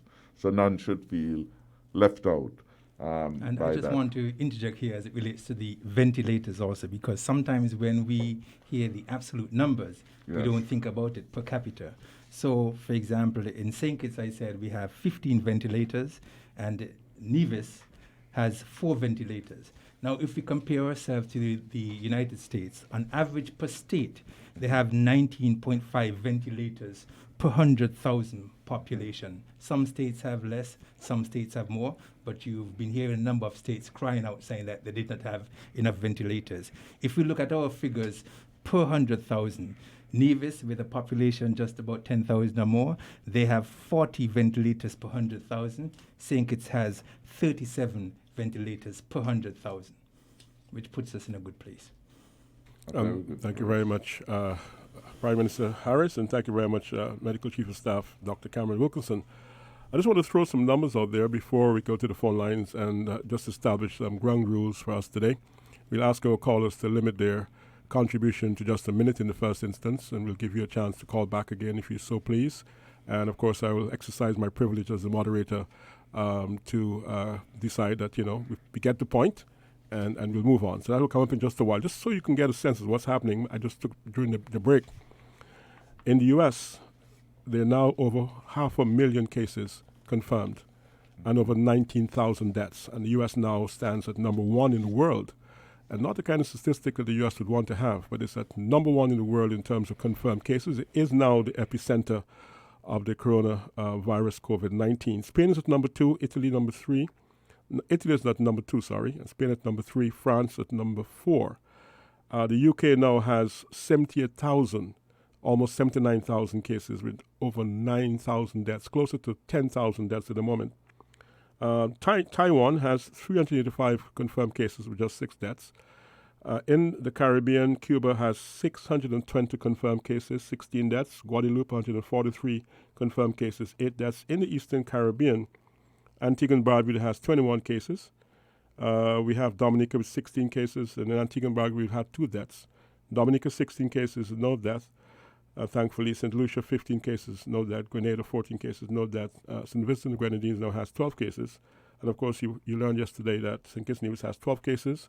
And we heard from the medical authorities that so far, the patients are responding well. No one has been hospitalized, but they're certainly in isolation. So just a sense that we're dealing with a very serious issue, not to be taken for granted. In the larger Caribbean, Jamaica, 65 cases. Guyana, 40 cases, and Jamaica's had 4 deaths. Guyana's had 6 deaths so far. The Bahamas, 42 cases, 8 deaths. Trinidad and Tobago, 109 confirmed cases and 8 deaths. And these figures keep changing all the time. If you go back later on today, you'll see other numbers. So we are indeed facing a huge challenge, not to be underestimated, not to be taken for granted. Having said that, we now open the phone lines. Our numbers are 466-0989, 662-0989, 762-0989. we have a question for the Prime Minister, a question for the Medical Chief of Staff, this is a good time to give us a call. Let's go to the phone lines. Remember, I'm going to give you a minute in the first instance, so you need to get to the point. Short and sweet, as we would like to say. A very good afternoon to you. You're live and on the air. Good afternoon to you, Mr. Bacchus, and good afternoon to the Prime Minister and Dr. Wilkinson. Good afternoon, sir. Good afternoon. Blessed Easter to you all. Now, I have a concern, which would be my question to Dr. Wilkinson. Okay? We are told to, if we are going outside, to wear masks, right? Okay, now, wearing the mask, most people, if not all, would have that mask on for the entire day, right? And they're putting their own droplets into the mask. Also, probably will be receiving droplets in the mask also from others, because by wearing the mask, people think that they could be closer to each other, not staying away the distance that they are asked to, because they have on the mask. So, and then we're told that the virus can stay alive on surfaces for a few hours. So my thing is, if that is so, by me putting in droplets into my mask, receiving droplets in my mask from other people, isn't that a possibility for people to get infected, or maybe infect other people by putting on the mask, and then we have on the mask for the entire day? If we are outside, the same mask, we're not changing the mask, the same mask, and the virus, you can say that, lives in and stuff for a long time. So that is my question to you all. Thank you very much. We go to Dr. Wilkinson. Doc? Oh, we answering right away? Yes. At the moment, you only have this caller. Everybody has perhaps understood everything you've said earlier. So we go to Dr. Wilkinson. Okay. So this is a virus that we are learning about as we move along daily, and the guidelines have been changing.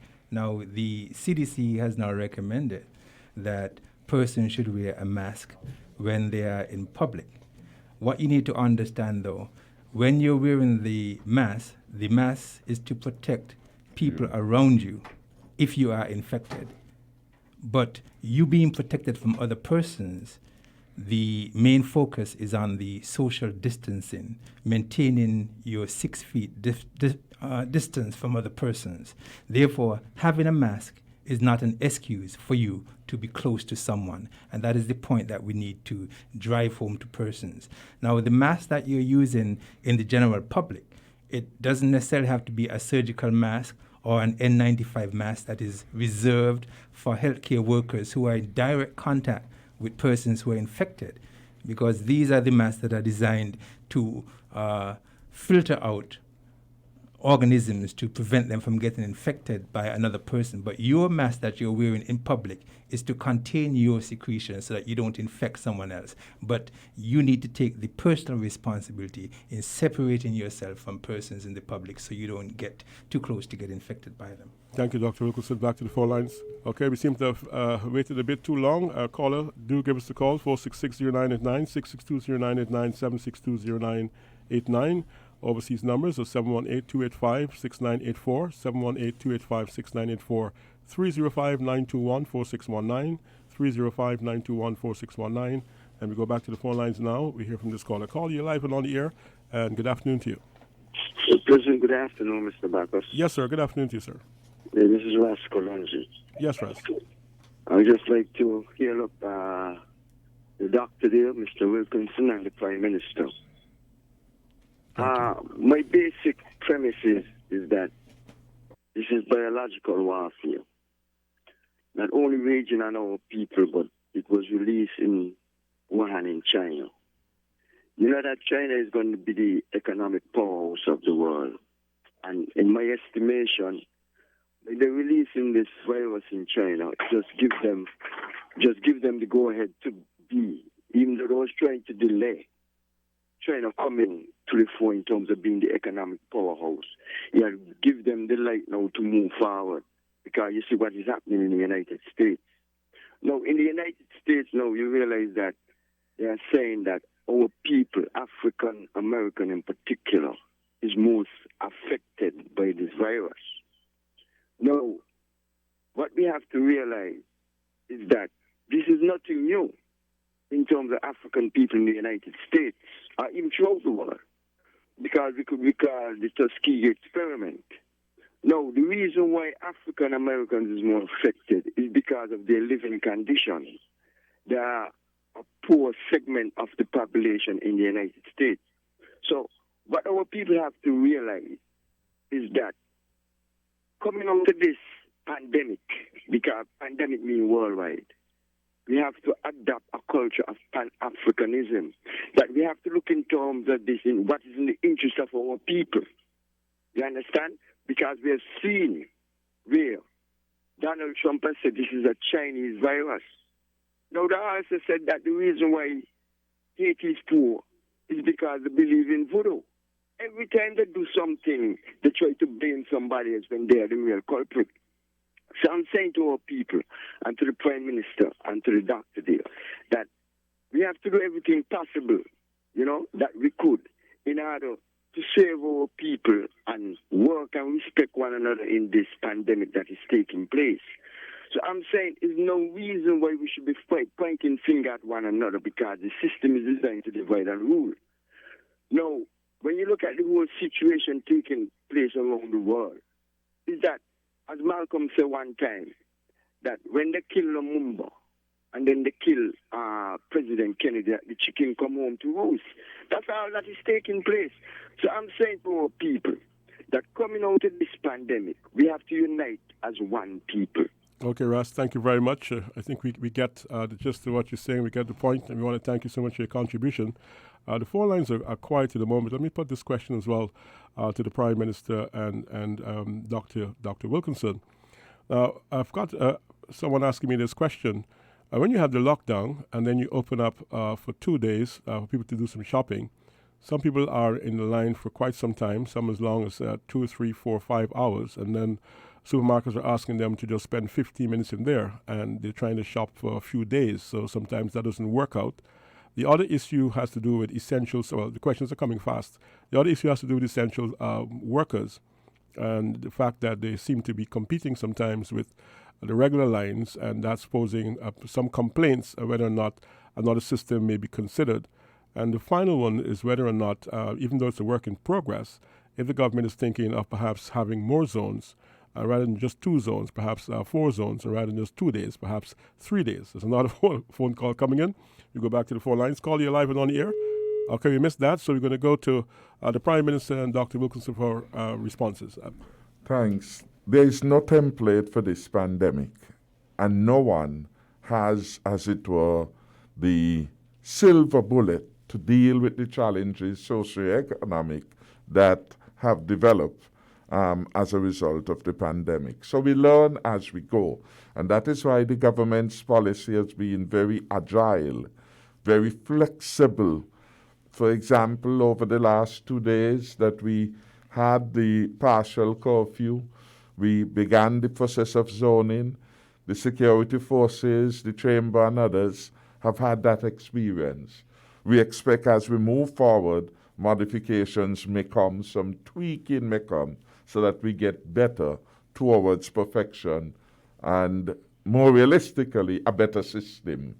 I think what is required in all of these, because these systems in large measure has an element of honor, that you expect people to abide by the rules. If you say persons in East Zone or East Side only, you do not expect that on the next day, when it should be West Side, you have persons from East Side going back into the line.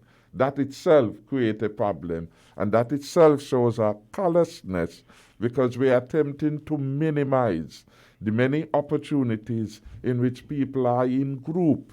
That is why the regulations are premised on people staying at home for as long as you can. And we continue to say to people at all walks of life and on all levels, minimize your journeys to the supermarkets.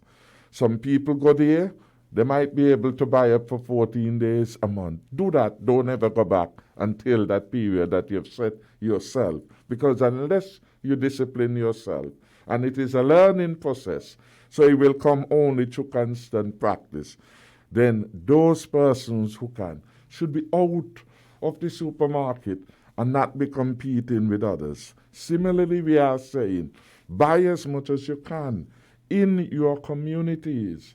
Do not leave Mansion and Christchurch and Sadlers to come into town to shop for the very things which are available in your communities. If people were to make those adjustments, then we will have less persons, in fact, in any of the supermarket, creating a challenge for all of us. I believe that the supermarket operators will have to learn as they go and be agile. How, for example, have they evaluated, say, what we call that? You have a few items. How is that particular cashier operating in terms of the delivery of services? We need, again, perhaps to see better management, the lines for the essential workers. When someone appears in a uniform, is there anyone outside, inside? And in fact, you need both outside to be able to quickly identify the police officer, the fireman, give them priority access to the lines.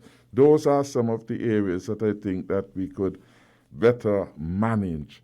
And we certainly are going to have to, in all cases, try to minimize. I would want to see some special attention be paid to persons, shoppers, who are asthmatic and who have under some form of health risk, that there is a line devoted to those people, apart from the elderly, so they too can be fast-tracked. So the short answer to a complex question is that it is a work in progress, and we continue to evaluate the past experience to see how we can improve upon it.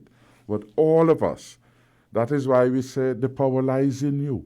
All of us can do something to help make the shopping much more easy for everyone else and ourselves. Thank you very much, Mr. Prime Minister. You go back to the phone lines. I come back to Dr. Wilkinson in just a moment. Caller, you're live and on the air, and good afternoon to you. Thanks for calling. Go ahead, please. Good afternoon, host. Good afternoon. Prime Minister and Dr. Wilkinson. Good afternoon. Two quickies. Dr. Wilkinson first. Now that the Cuban health experts, have been released from their isolation, in what way will they be used?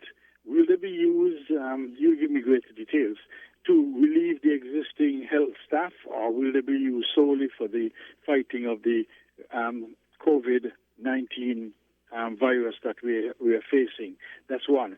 And Mr. Prime Minister, some days ago, I heard a news item which said that, I think it was that same radio station, that said that the United States government had given the territories some $6 million, which will be managed by the U.S. Embassy in Barbados, which assumed, therefore, it would be covering territories, mean the OECS and Barbados. I just want to know if there's anything that you can tell us about that, such as what would be our allocation for that, about the money, and how did they intend for us to use that money?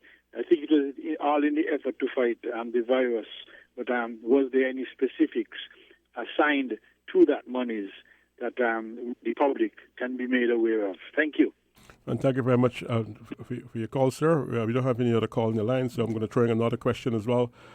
Someone sent me a question asking, I've been told to stay at home, and I'm wondering now whether I should apply for help or whether I'm going to get my salary. I'm not sure. I've just been told to stay at home. This may be a bit of a out in the left field, but let's throw it there anyway. Well, so let me start with yes, let's go to Dr. Wilkinson. Yes. Okay, so I'll start with the last question as it relates to the Cuban experts. Now, they have been released from quarantine, not isolation. So we need to make sure we get the terms correct. Isolation is for someone who was known to have the disease. Quarantine is somebody who we put in a location out of an abundance of caution for the incubation period of the virus. Now, they will be commissioned on Monday, and you ask, how are they going to be used? One of the reasons why we got them is to help us take care of any surge in increased number of patients that we would have had from the COVID-19. I said, however, though, that on both islands, we do not have any patients who are hospitalized as yet. However, they will be deployed in the emergency rooms to help with the screening of patients. And the specialists will be deployed in the intensive care unit and also in the emergency room to help us until God forbid, we start getting patients. Now, somebody else mentioned earlier about biological warfare. I just want to say, with all due respect, that that is a myth, and we know that this virus is a virus that jumped from animals to humans, and because of that, our immune system was not prepared to deal with it. And is not biological warfare designed to attack African Americans? The main reason why African Americans are being affected predominantly more than whites is because of socioeconomic status. You have overcrowding, plus some of them have a number of chronic illnesses, obesity, diabetes, hypertension, that's more prevalent in the African American society. And I believe after this pandemic is over, more attention would need to be paid to these persons to make sure that they can survive something like this. Thank you, Dr. Wilkinson. Prime Minister? Well, stay at home is the basis on which the curfew, and all curfews are predicated on that you're staying at home, you're off of the road, you're basically in private places. And it says that you are only expected to move if there is a compelling reason, I'm paraphrasing, for you to get out. Whether or not you are going to stay at home and get money, we are in a real world, and so we know what the real answer is. There are some persons out of the compassionate policies of the government. We've said that if, as a result, you are displaced, you are earning less income that is verifiable by your employer, then you have the possibility of being qualified to receive a support of $1,000 per month from the Social Security Emergency Fund. Additionally, the government have other safety net programs, and if you are qualified, you can then access them. One of them is the Poverty Alleviation Program. One of the criteria for the poverty alleviation is that your household income must not exceed $3,000. So if now you are one of the breadwinners in the home, you lost your job at Marriott or Koi, for example, that may now bring the income of the household within reach. And in the earlier presentation, opening remarks, I did say we have over 500 applicants online who have now basically been presenting that they are eligible. That process of verification is happening now. The workers at Sustainable Development have been doing their necessary cross-check, and our intention is to get them on the beneficiary list for this month's payment of the PAP. We are also contemplating bringing forward, making an earlier payment with respect to the PAP program. Again, when you look at what we are doing in St. Kitts, and people have to again appreciate we are not in isolation. We are part of the world. In St. Vincent, the best they could offer is $75 per week. And we went through the stats. In Barbados, the best they could offer persons in similar circumstance, $600. In Trinidad and Tobago, the best they could offer, an oil-rich country, 603 EC dollars equivalent. What we have done here is remarkable, and it shows again how well, not just the government, but institutions such as Social Security, how well they have been managed, and the reserve they have accumulated that have allowed them to be able to give such a response. So stay at home because it is the wise thing to do. Stay at home because it ensures that you mitigate the risk for transmission to others. And you stay at home, take care of your family. You'll be surprised at all the wonderful things you can now do while you're staying at home with no reason to go out. The matter to do with the U.S., that is a matter under constant discussion. When I would have completed today, I'm expecting to speak with functionaries at the White House regarding bilateral and other collaboration between us. I to say one of the interesting things that has emerged in this matter to deal with the scarcity of ventilators, St. Kitts and Nevis now has become a state of interest. State of interest because right here in St. Kitts and Nevis, ordinary men and women going about their work at Harrow API, they are the ones that are producing parts for ventilators. And the U.S. government then is reaching out to us and wanting to have a conversation with me later today to see what we can do in the context of our lockdown to provide some space so that those essential parts can be made available for the manufacture of ventilators. You see how interconnected we are. You see how at times we take for granted the work that the ladies and men in our factories are doing. In the context of one of the most significant health challenges, St. Kitts and Nevis has got the attention of the U.S. government because right here, our people from all over the country who are working at Harrow, they are the ones now that they need to help to deal with the shortage. So the geopolitics becomes interesting in ways that we could not have contemplated at a particular moment in time. Thank you, Mr. Prime Minister. I'm going to go back now to Dr. Wilkinson. Of course, from your explanations, I can paraphrase and say it's basically a question of healthy living, social distancing, clean and disinfect and all that, all part of it, and test, contact trace, quarantine. And you mentioned yesterday that you'll be having some rapid testing introduced. We've heard about rapid testing in the context of being able to move a little closer to normality. Can you explain the importance of rapid testing and, of course, the issue as to what type of rapid testing would you permit? And bearing in mind there was some discussions about Chinese products earlier. Okay, so the standard test that is used, or the gold standard, is the antigen test, the PCR test, where a sample is taken from the person's nose or mouth, and it is checked for parts of the virus, the viral antigen. But that is a bit time-consuming. And the rapid test was developed, which is an antibody test, because what it's looking for is the proteins or antibodies that are produced by the body when one becomes infected and they mount a response. Now, the first antibody to appear in the blood when one becomes infected is the IgM antibody, and this appears about 3 to 5 days after the person becomes infected. The IgM antibody appears about 3 to 5 weeks after, and this usually indicates immunity. And so if one can test for these proteins or these antibodies with a little drop of blood from a finger stick, you can get a result within 15 minutes. And that's why we say there is a move towards doing these antibody tests.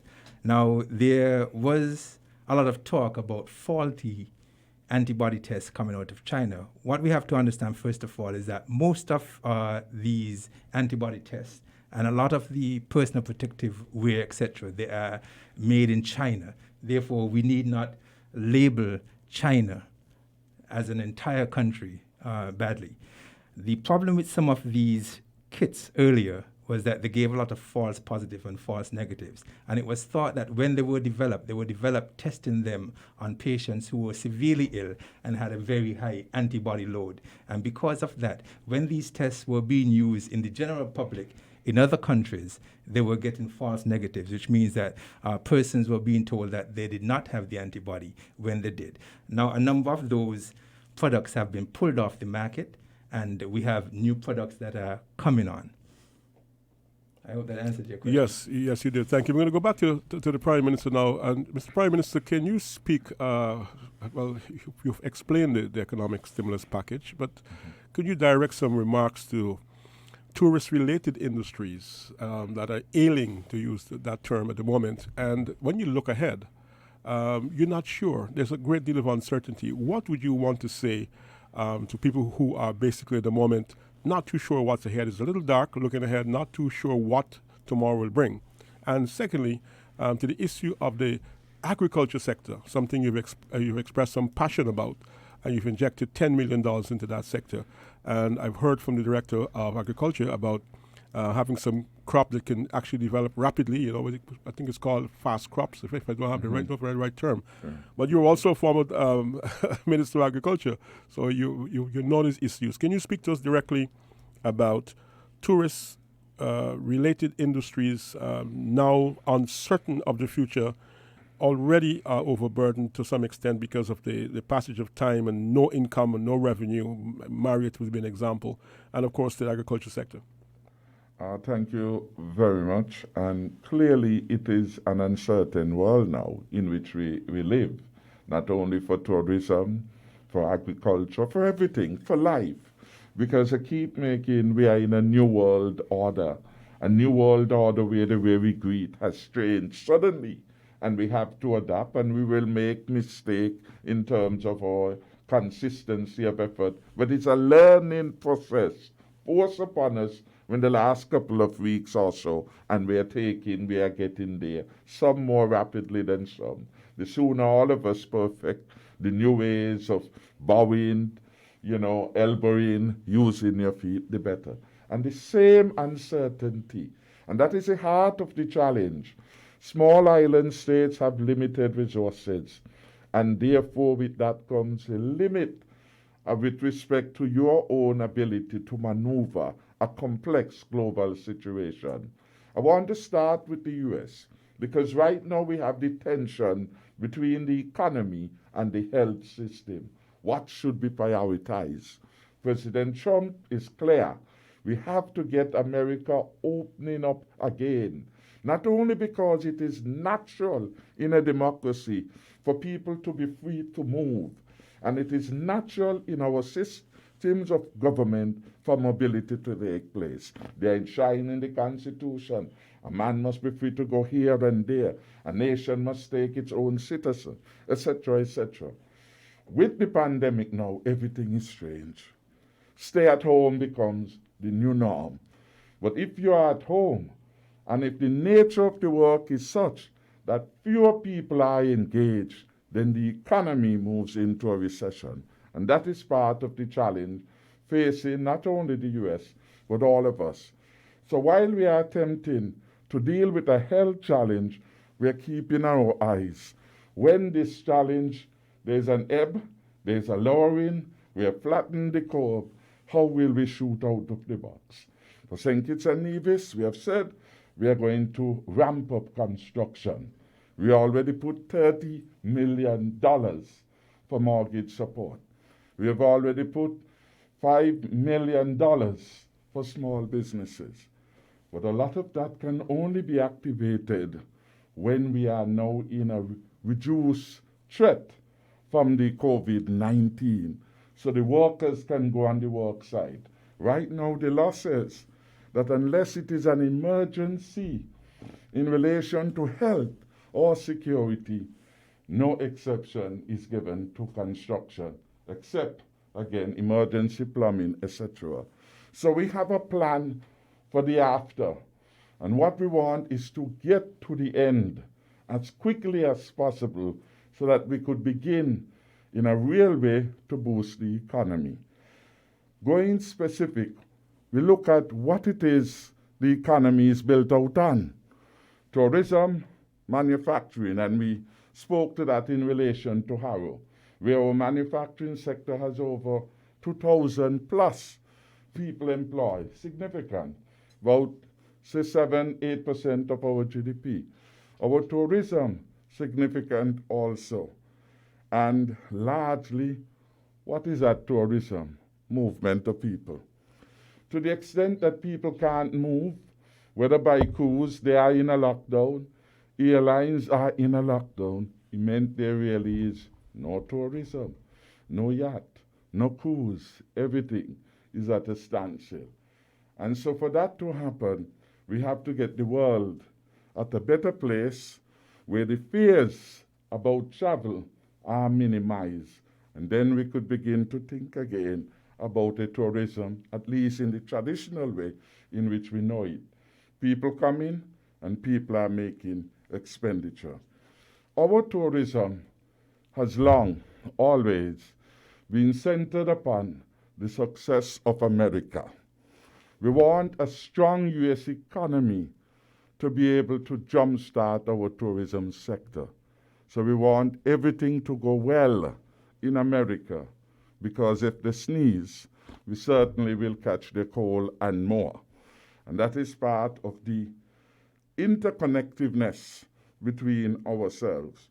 So until we see America begin to turn, there's not going to be any significant movement in tourism within the region. Equally, the second most important market for tourists is Europe.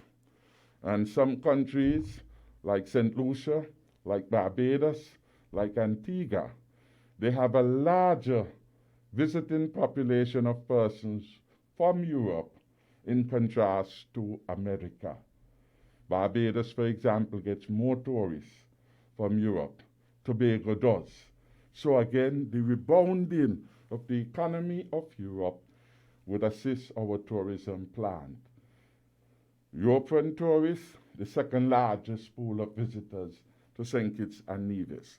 So there we go again, because it is the willingness of persons to come largely onshore to get the experience. We have to ensure that the destinations that are important, that they are revived and put in a position where they can come. Even while, for the near future, we have to look at new areas in which we can engage. If Africa, for example, gets out of this relatively unscathed, are there possibilities for promotion, for diversification?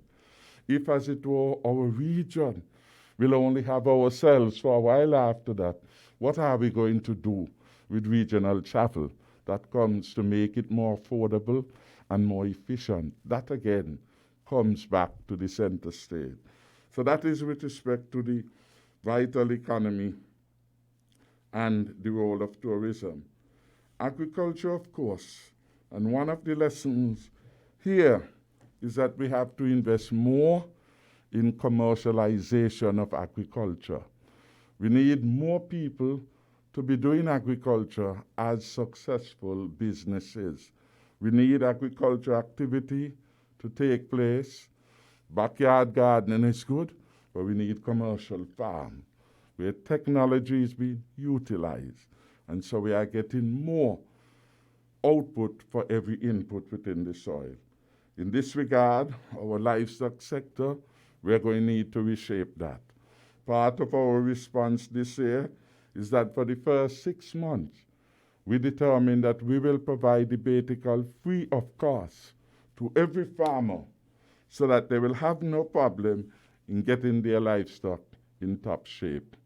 Indeed, we have officials or technicians from the Department of Agriculture who is going about pouring the Bacchus to ensure that it's done.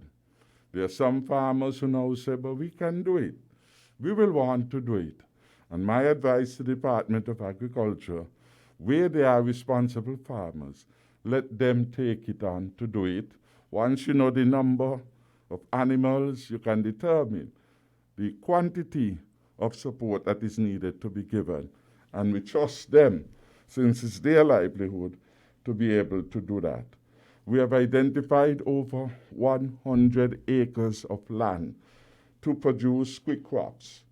Those are products, by and large, that can grow and be produced within a short period, within a 3-month window, as part of our initial response to food security. Part of the challenge, yes, is that when you look at the curfew, some of the hours may not allow for that to happen in a ready way. When you look at some of the supplies that farmers may need, they would not be able to access them from suppliers because some of those entities are not open. So there is the inherent tensions, and that is why the sooner we are able to flatten the curve, reduce the rate of transmission in the country, the more easy it is to take the country into normalcy, and those elements that need to be put together can do so. We are going to have, in the short run, to look at our hotels and determine, as it were, national rates. A weekend for some of the more affluent and well-to-do, the doctors like Dr. Wilkinson can go and absolutely. so on, and radio personalities like the Bacchuses, they can go enjoy a weekend at Marriott. And in some of the more sophisticated jurisdictions, they always had a plan for locally based movement of people into the facilities to take up some of the slack. And I think greater attention will have to be placed with respect to these facilities. And moving forward again, other alternative uses we are going to have to look to for the stock of property we have now been serving as hotels. They may become residences for other activities as a short-run response. Caller, thank you for holding. You're live and on the air. You're with the Prime Minister of St. Kitts and Nevis and the medical chief of staff. I keep mixing up Dr. Wilkinson's title. But you're live and on the air. Good afternoon to you. Thanks for calling and thanks for holding. Go ahead, please. Yes, good afternoon. I have a question in terms of the mask again, because I've heard Dr. Wilkinson talk about the fact that it's really to protect people from spreading their germs, but I understand also that it's supposed to protect people from catching their germs. And one of the things that I see is that people, they putting on the mask and they're taking it off to talk and then they're putting it back on. Sometimes they're out in public and they're wearing a mask, but then they're going to the supermarket and they take it off. But the truth of the matter is, when you're inside the supermarket, it's even worse for you, because if something is out there, because it is a small environment and it's circulated, then it's easy to catch it. And then another thing again, too, because I heard that there are some people who are making hand sanitizer, and Dr. Lord mentioned that the Bureau of Standards really contacted to see if they could really check on the quality assurance of these things. But I'm wondering about the mask as well, and I'm not talking about cement and clothes, because there are companies where they have standards and stuff. But I'm wondering about these private people who are producing masks. Is there any way that, the government or anything like the Bureau of Standards or whatever is checking on these things to make sure that they're up to a certain standard to protect people? Because really and truly, you're talking about life and death.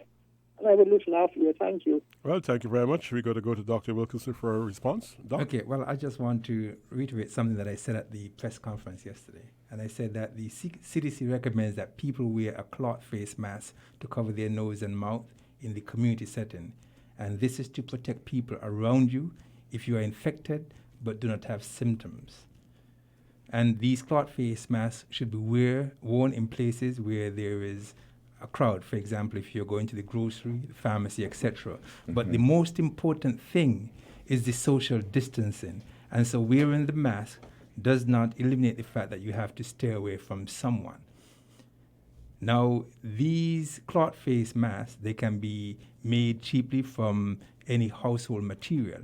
And so there is no reason for the Bureau of Standards to look at these cloth face masks, because these are not the surgical masks or the N95 masks that are designed to have a certain filtration capacity or to resist the transmission of water through it, etc. These are masks designed to just capture your respiratory droplets when you cough, sneeze, or talk.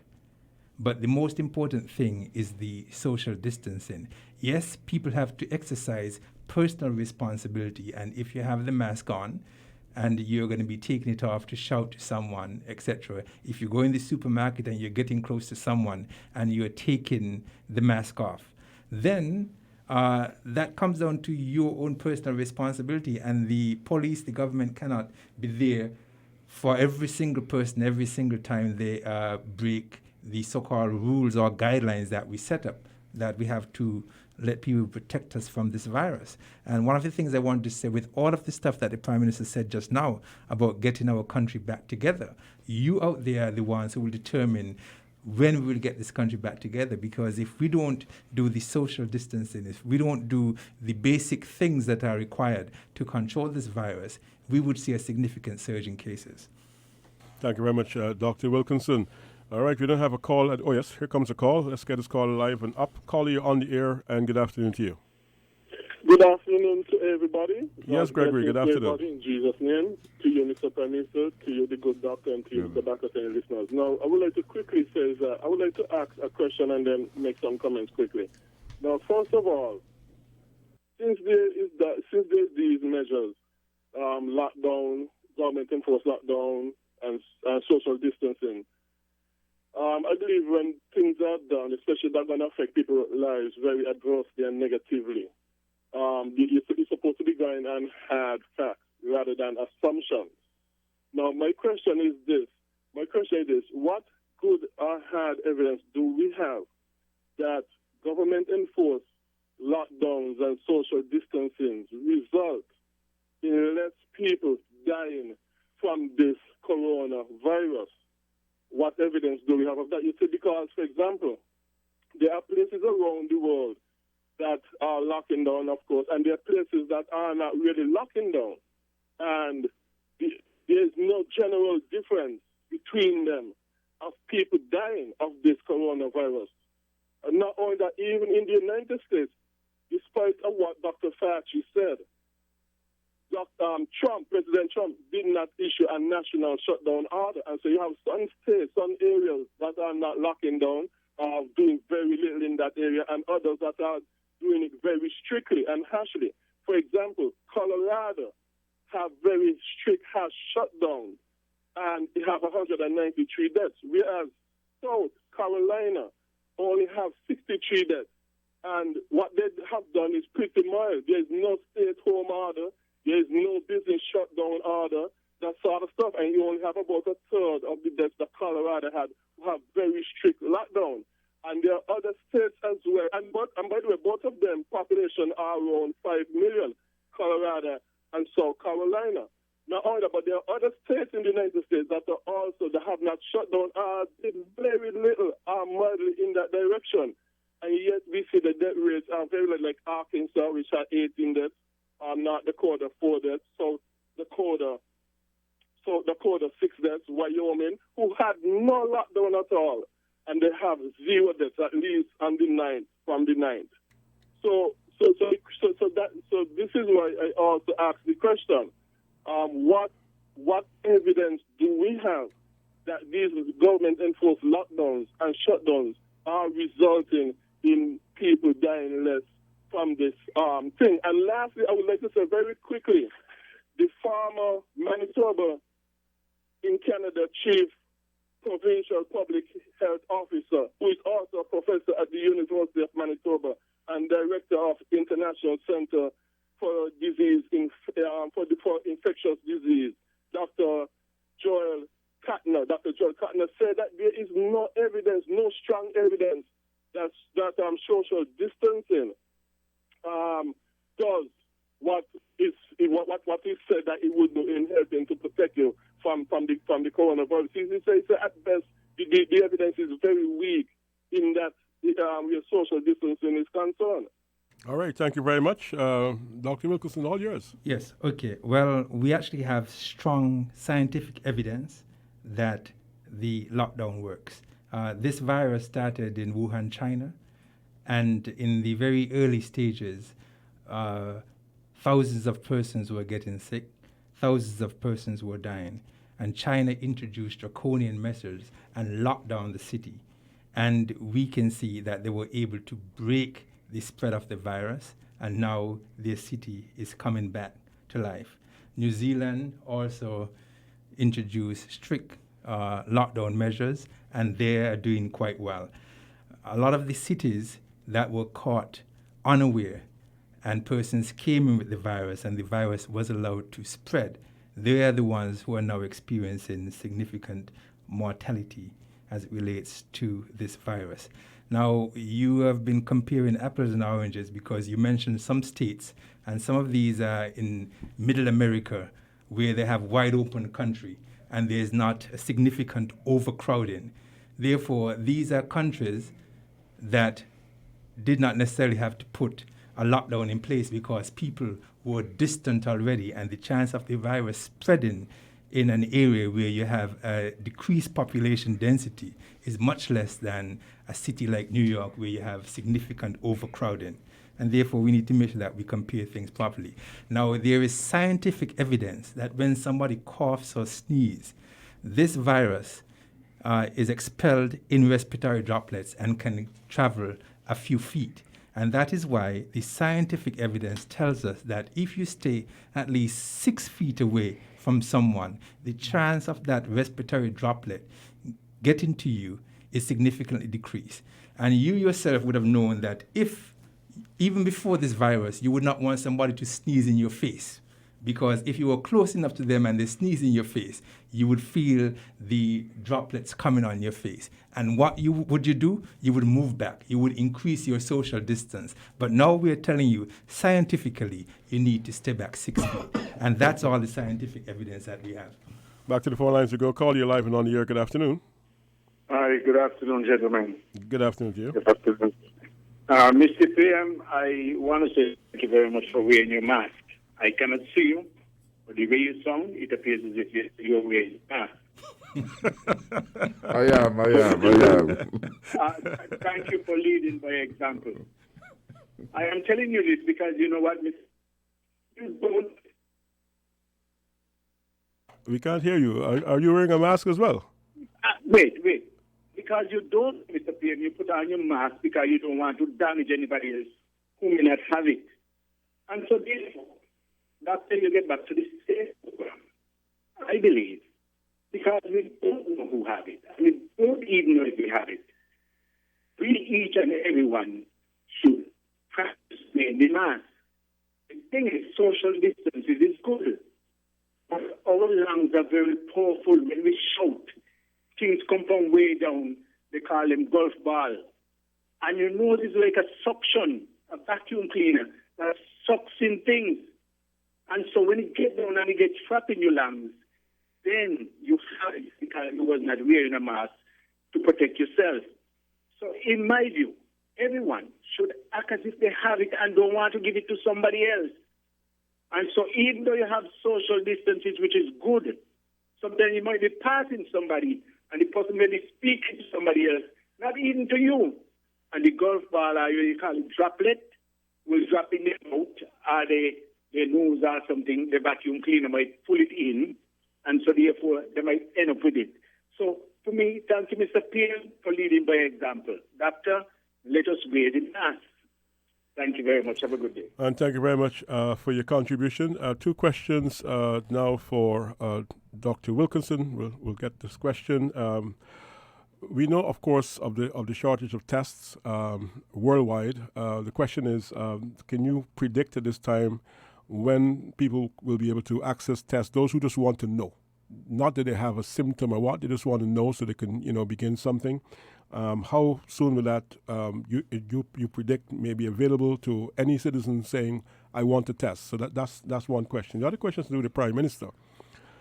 With all the information that you're sharing, Prime Minister, how do you keep spirits up? How do you keep people from not being overwhelmed? You know you try not to overwhelm the healthcare system, but with the economic realities, with the closeness of this thing, how do you, as the leader of the country, how do you do your best to keep people with that sense of, for want of a better term, optimism in the middle of the crisis? Dr. Wilkinson?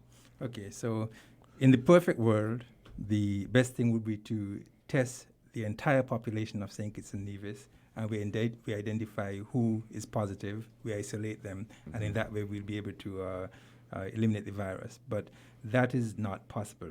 The antigen test is expensive and is not done widely in a lot of countries. Where we are moving towards is the antibody test, which is rapid and cheaper.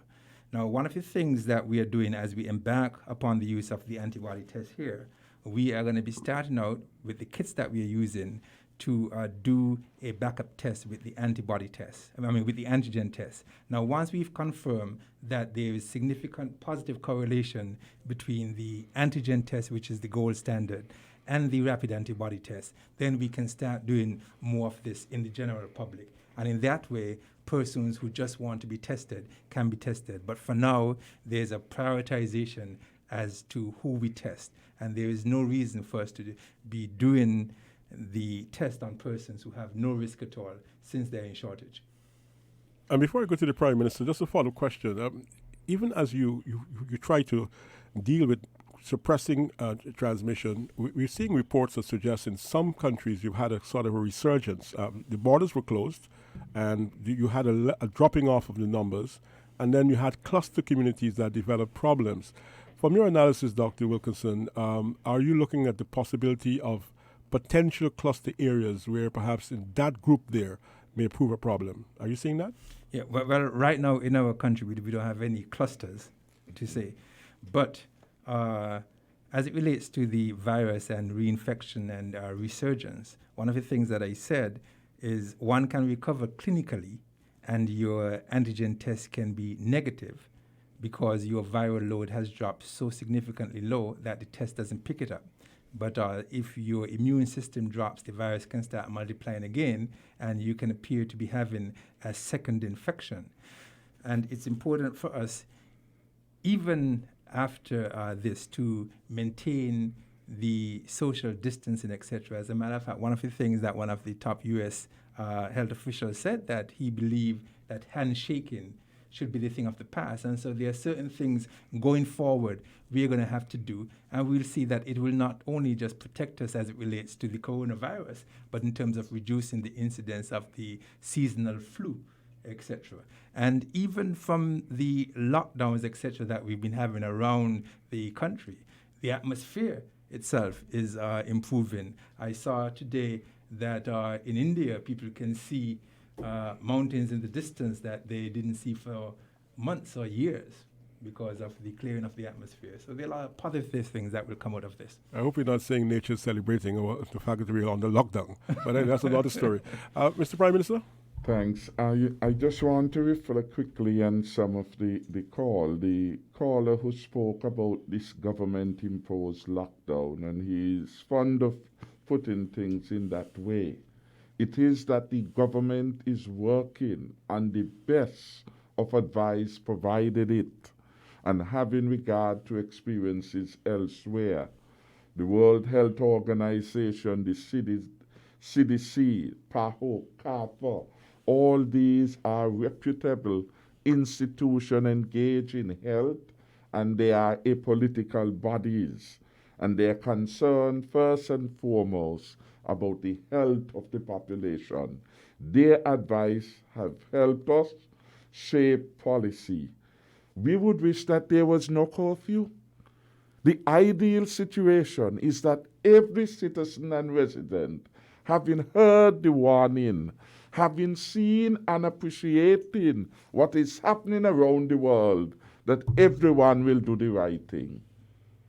But it is not likely that that will happen in the real world, given human own nature, given the diversity of views, as we hear. Some caller believe it's a conspiracy, so they want that.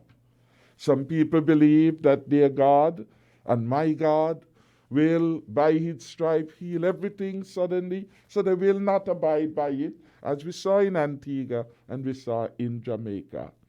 And so you need them. That is where the state is. Part of the reason for state is that you must have somebody, some entity to protect the nation and individuals from themselves and for the wider good of the public interest.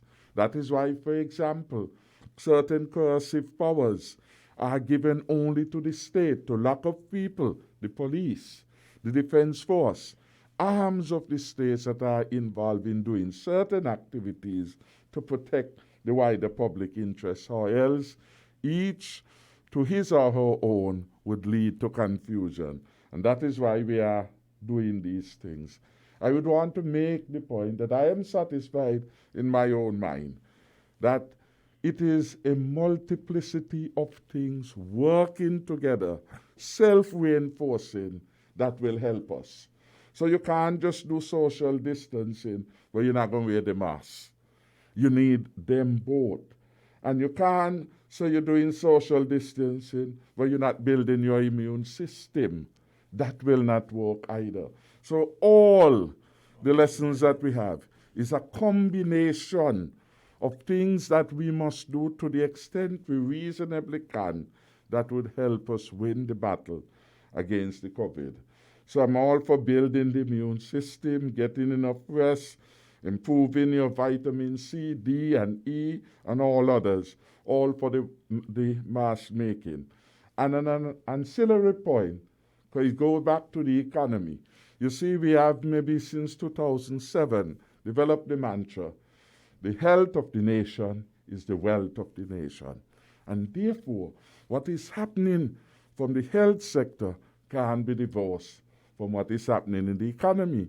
A functioning economy needs healthy people to be able to produce. And again, in that context, we must look not only at challenges, but opportunities. One of the lessons from this is that we have not done enough as a people for agriculture and for food security. So going forward, we have to do much better. So we have to invest more in our farmers, in our fishers, in our supports. Treat them as good or even better as we do the tourism industry. Thankfully, because we are open economy, there is no shortage of food. Every week, Milo Box will tell you, and Dan James will tell you, we have container loads and container loads coming with food and beverages. So we can rely on our foods being imported. We want to shift that, where most of what we eat and drink are produced here. This is an important lesson that we have to do more to feed ourselves. And I'm linking that with the notion of keeping people hopeful. I'm linking that people have to see a future that is more optimistic. I see, for example, that Sun Island Close will emerge with a new line in mask making, which will provide not only for St. Kitts and Nevis, but for the further islands in the Caribbean. Because again, the advice is anything that covers is better than nothing. And that is where we want to get people. Because the surgical masks and the N95, they are scarce in supply. So I want to commend again Lynette Bonaparte at New Road Housing. And I gather since we spoke about that, business has gone up. Maybe 1,000-fold Bacchus, so maybe you might be able to get something for Winnipeg for free advertisement. And all the others, you'll be surprised if people, we are now doing it, give us a mention. Sun Island Close is now producing close to 12,000 masks per week.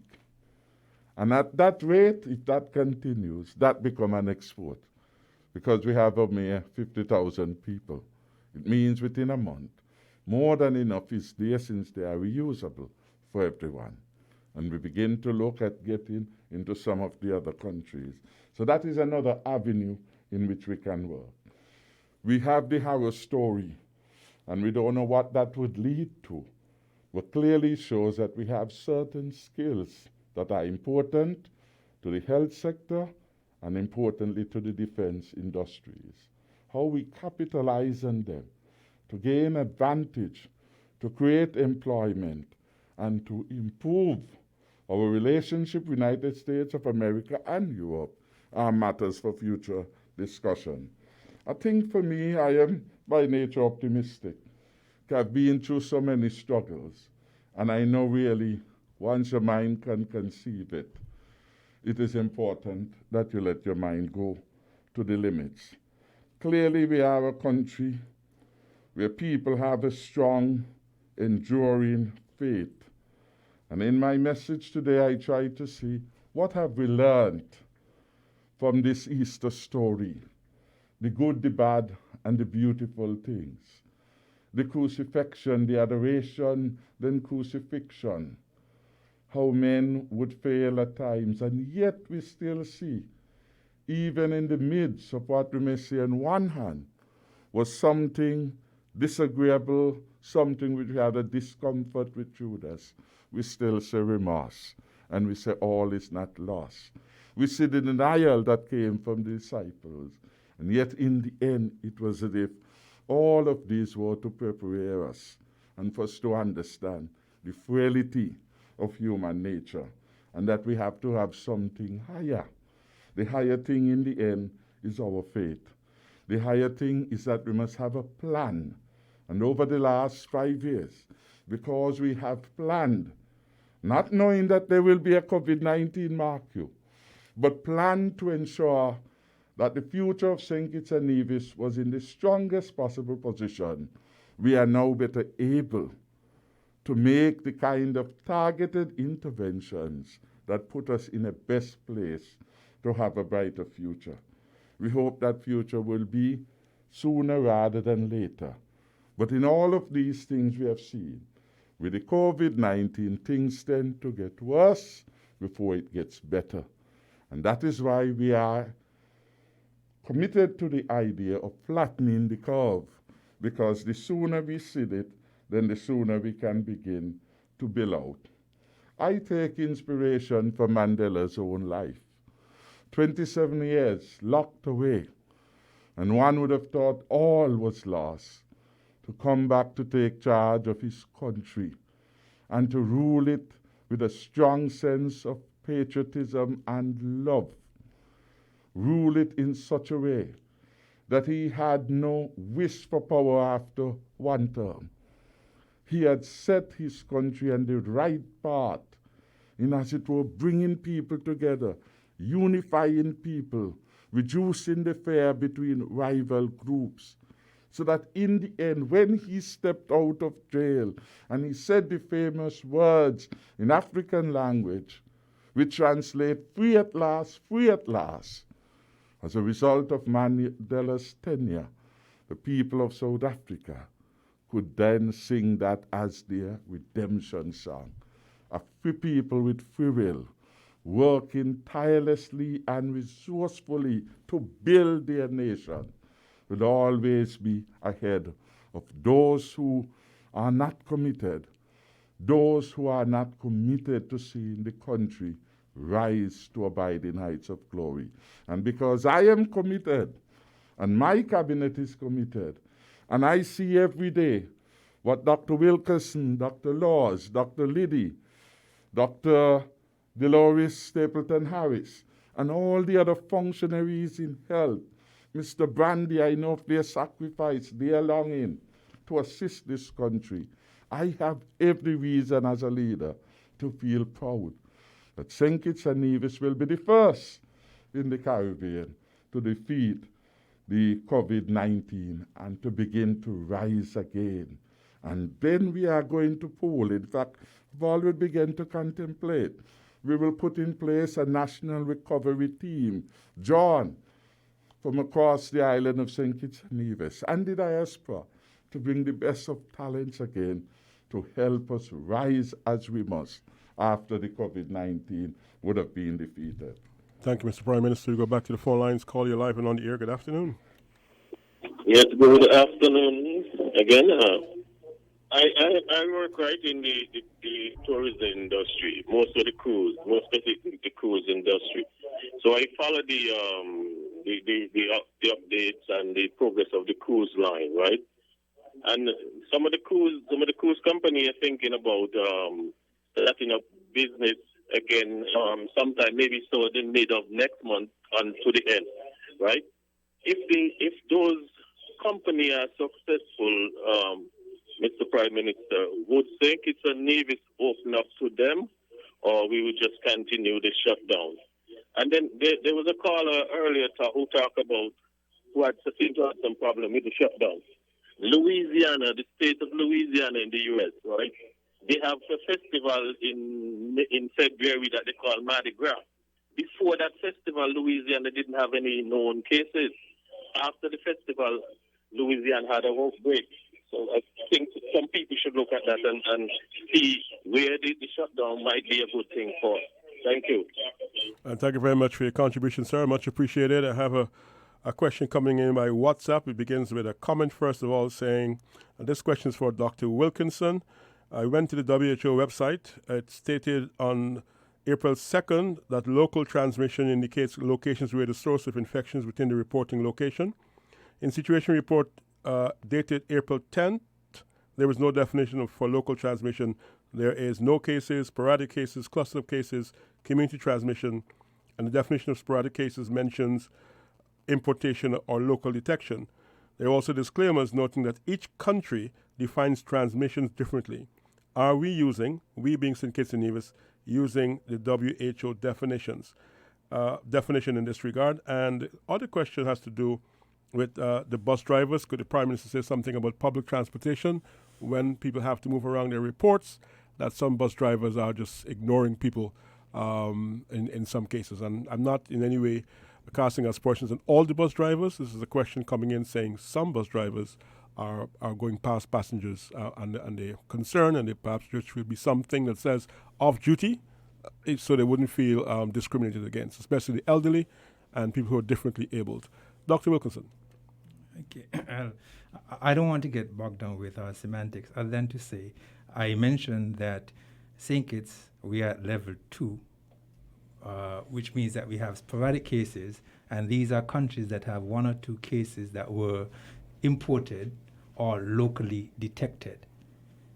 And when I say locally detected, it means that if somebody came in with the case and they were in close contact with someone and the virus was transferred from that person to the other one, then that is locally detected. And yes, that is local transmission. But when we are speaking about the different scenarios, when we have widespread local transmission, then that's where you get the clusters and the community spread.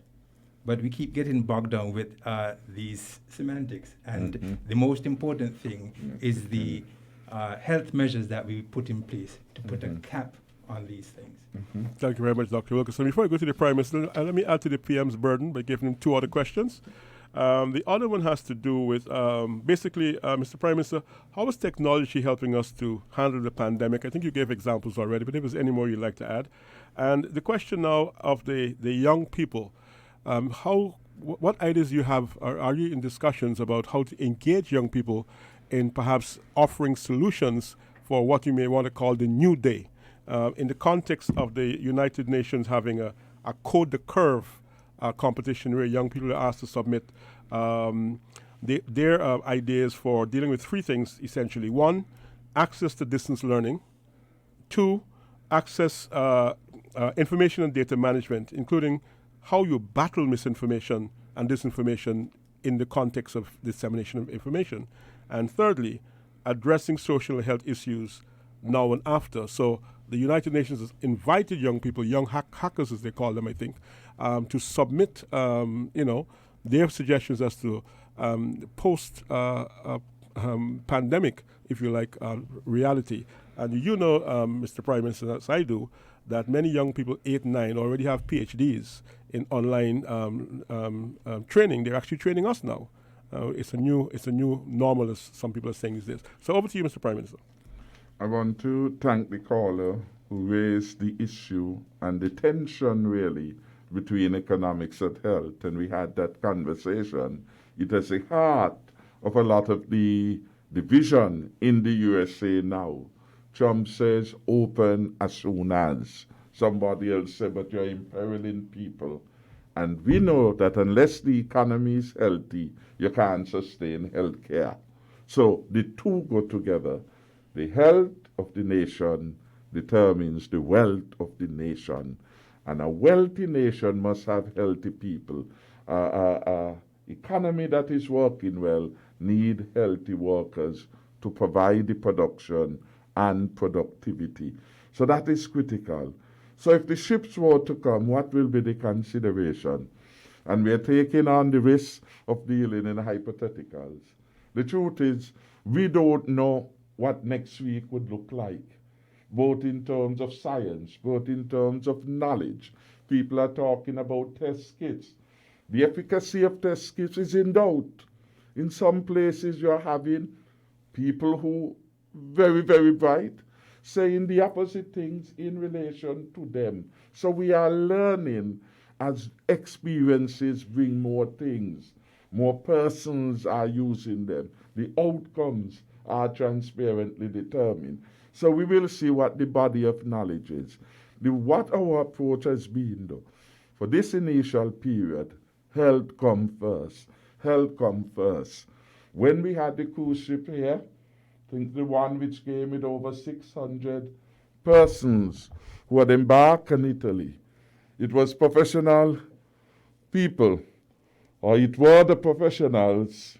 It was the professionals like Dr. Wilkinson, like Dr. C. Haley, like Dr. Liddy, like Dr. Laws, who came to the cabinet and helped us make that decision.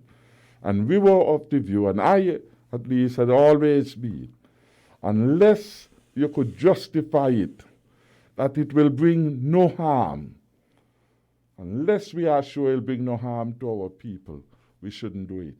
The precautionary principle of healthcare, I think, is an important one. So if ships want to come, we will have to be assured from all the information that they will have to provide to the CMO and the healthcare workers that there is no risk that if they were to come on shore, that our people will be affected in any significant way. But as I said, the science is evolving. We are in uncharted waters, and perhaps by that time the vaccine will come. We don't know. Some say it's far off, some say it can be expedited. So we wait and we see what will happen there. But we want the economy to get moving again. That is a reality too, so we do the balancing. The question of the bus drivers, again, we are in an all of society approach. And this is calling for all of us to be at our best. And I understand as a citizen, which is what I am, and a national leader, which is what I am also, that there are times when our people will fall short. And again, I go back to the Easter message and all that led to that. People will fall short. But we have to try repeatedly to be at our very best, to develop habits, because the habits allow us almost an impulsive, natural response. The bus drivers now, less people for the issue of social distancing and physical spacing. From about 15, you're down to 4 or 5. So sometimes you may see them look like they're passing you, but they really can't take no more. And maybe they need some signs, as was the example that was given, not on duty, or we are up to our load, so that people could understand. And we will need, and I have signaled to the cabinet that we'll have a conversation with the leadership of the bus, so we can see buses where they're at and how we can, as it were, bring into better symmetry and congruence a working relationship that benefit the people. Sometimes when I hear persons say that persons can't get bus, it goes back to the question, why are they on the road? Why are they on the road when it is in the regulation? And Regulation 12 says that you must be at home to protect yourself from the corona. 3 categories of persons are allowed. And in the context of the law, they say you stay at home and you stay in your yard space and you avoid contact outside of your family. So home, you play with your children, you do whatever, you take them around, you bring up the old-time games that we used to do. Whether it is, whatever it is, you find them. And you do that with your family. Except you're an essential worker. And not just an essential worker, but you are required to work. That is when you are on the road. Your work is required to work on the Regulation 6. And Regulation 6 say you're the hospital, medical facilities, security guard, etc., or you get permission from the Commissioner of Police. Otherwise, where should you be? At home, in your shelter. And what we have are a number of persons continue to act as if it was how it used to be yesterday. And I keep making the point, challenging as it is for me and for all of us, in this new world order in which we are operating, a lot of the things we used to do, we can't do them no more until we have won the war against the COVID-19. That is why the other day I commended Police Officer Donnelly Shiverton, because I was at the ferry terminal, and ferry terminal was able to hear us say to some persons who shall remain nameless, you all cannot stay here in town.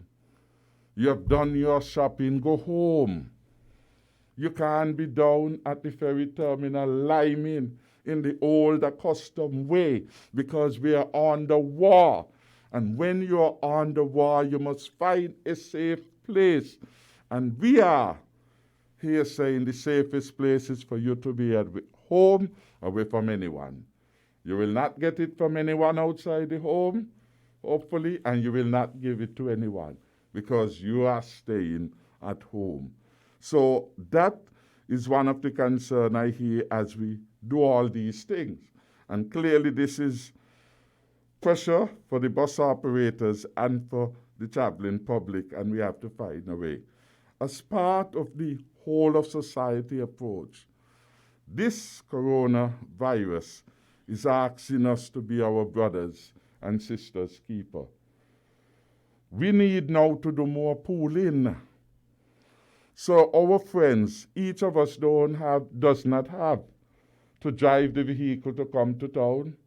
We are going to work, some of us, at the same institution. We have to leave work, given the curfew, at the same time.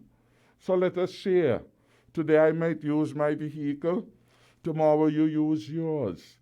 That reduces the number of vehicles on the road, the pollution, the congestion, the long lines of people having to walk long distances to get their vehicle. So again, pooling of the resources, and I will advise better planning of your trips. In the good old days, we get up any day, we know we are going to reach Mass there. Under curfew, that kind of flexibility cannot obtain. The technology has always been said to be the new wave of the present and the future. And I marvel that the world after COVID-19 will be significantly transformed. The regulation itself in relation to the emergency powers says that people, all businesses and offices may continue their business operations by allowing their employees to work remotely from home, utilizing virtual means. That is how you should be working. From home, if you need to work. And indeed, therefore, it means that more of our people will have to get up to speed in relation to the technology, because businesses in recruiting people will want somebody with some know-how in relation to ICTs. So that is the new wave. And because the young people are by and large at the forefront of the technology, they will have the best opportunity and the best chance to lead that way in terms of employment. And indeed, I want to commend our Accountant General's office, because this week we're able to bring forward the payment to our GAE workers and our STEP workers. Over 5,000 employees will be able to receive their payment within 24 hours. We're able to move from what would have been Thursday to allow those who had to work on Wednesday to receive that. When I contacted the Accountant General, he said, "We are online, Prime Minister. If they get this to us today, it can be done." Again, I want to commend these unsung heroes who are there everywhere. Young people certainly have been showing exciting leadership. I think in Anguilla, one of their Calypsonians had come on board to sing about the virus and the seriousness and what people can do. I think it was EK and Freedom speaking very well regarding the dangers, regarding the fact that people in this new season, everyone has to try to stop waste, time in supermarkets, get in quickly, get back out as quickly as you can, shop with a list. Done away with the habit of gone Wednesday, going back to shop Thursday. It's not necessary really. And again, we have to show greater resourcefulness. And we certainly want our young people everywhere to bring their skills, imagination, and creativity to help us build a beautiful St. Kitts and Nevis. And there is space for them. In their music, for example, now, they could bring to the fore powerful lyrics that help the peace of mind and inspire their peers and all of us to a greater element of service. So I want to say that there are ample opportunities, and while this is a challenging time, the future belongs to those who right now are seeing the opportunities. And so I would want to encourage the young people. They may be quote-unquote part of the young hackers movement to begin to see their niche, to begin to see where the dust may settle and where out of the ashes of COVID-19 we will rise again to a higher level of patriotism, of service, of resourcefulness, and ingenuity as a people of St. Kitts and Nevis. Well, Prime Minister, I want to thank you very much. We are almost out of time, but not before we invite parting comments from Dr. Wilkinson and yourself.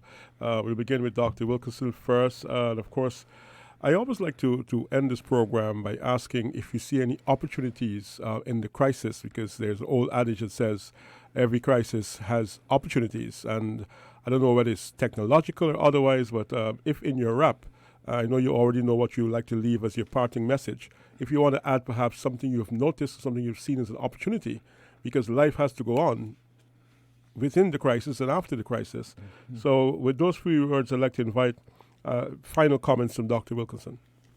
Well, I'm actually going to be very short with my comments, because I just want to say that if we're going to be successful in fighting this war, in fighting this virus, we need the assistance of everyone. And persons are going to have to make personal sacrifice for us to get through this.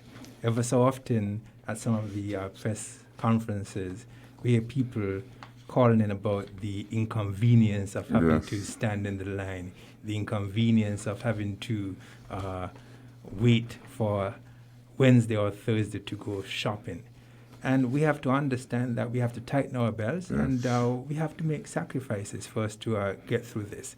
And we also have to take on what's called personal responsibility, even as it relates to shopping, because I go from time to time and I sit in the parking lot and I look and see what's going on. Sometimes I go into the supermarkets and you will see people standing out there for hours in the line. Mm-hmm. But once they get inside, they forget about the persons who are outside. Mm-hmm. And so they're on their phones, they're moving around, lazing around, etc., taking their time shopping.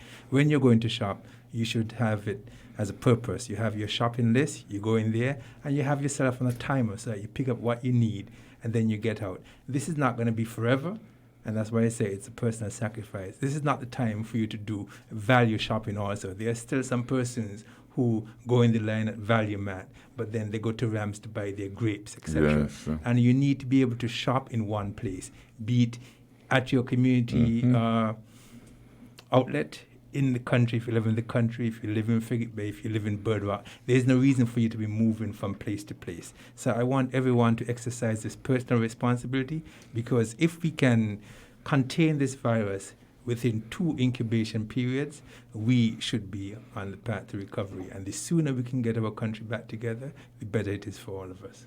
I want to thank you very much, Medical Chief of Staff, Dr. Cameron Wilkinson, for being here today, for sharing your thoughts with us and your expertise. And we once again would like to compliment you and your team for the hard work you're doing. And of course, we wish you well. Mr. Prime Minister, I have to add, again, I'd like to add something to you, even as Mr. Wilkinson, Dr. Wilkinson was speaking, and Mr. could work as surgeons are called Mr., right? Sometimes? Yes. Surgeons are called Mr.? In the UK. So my mistake gets away a little bit. Anyway. So let me get back on track.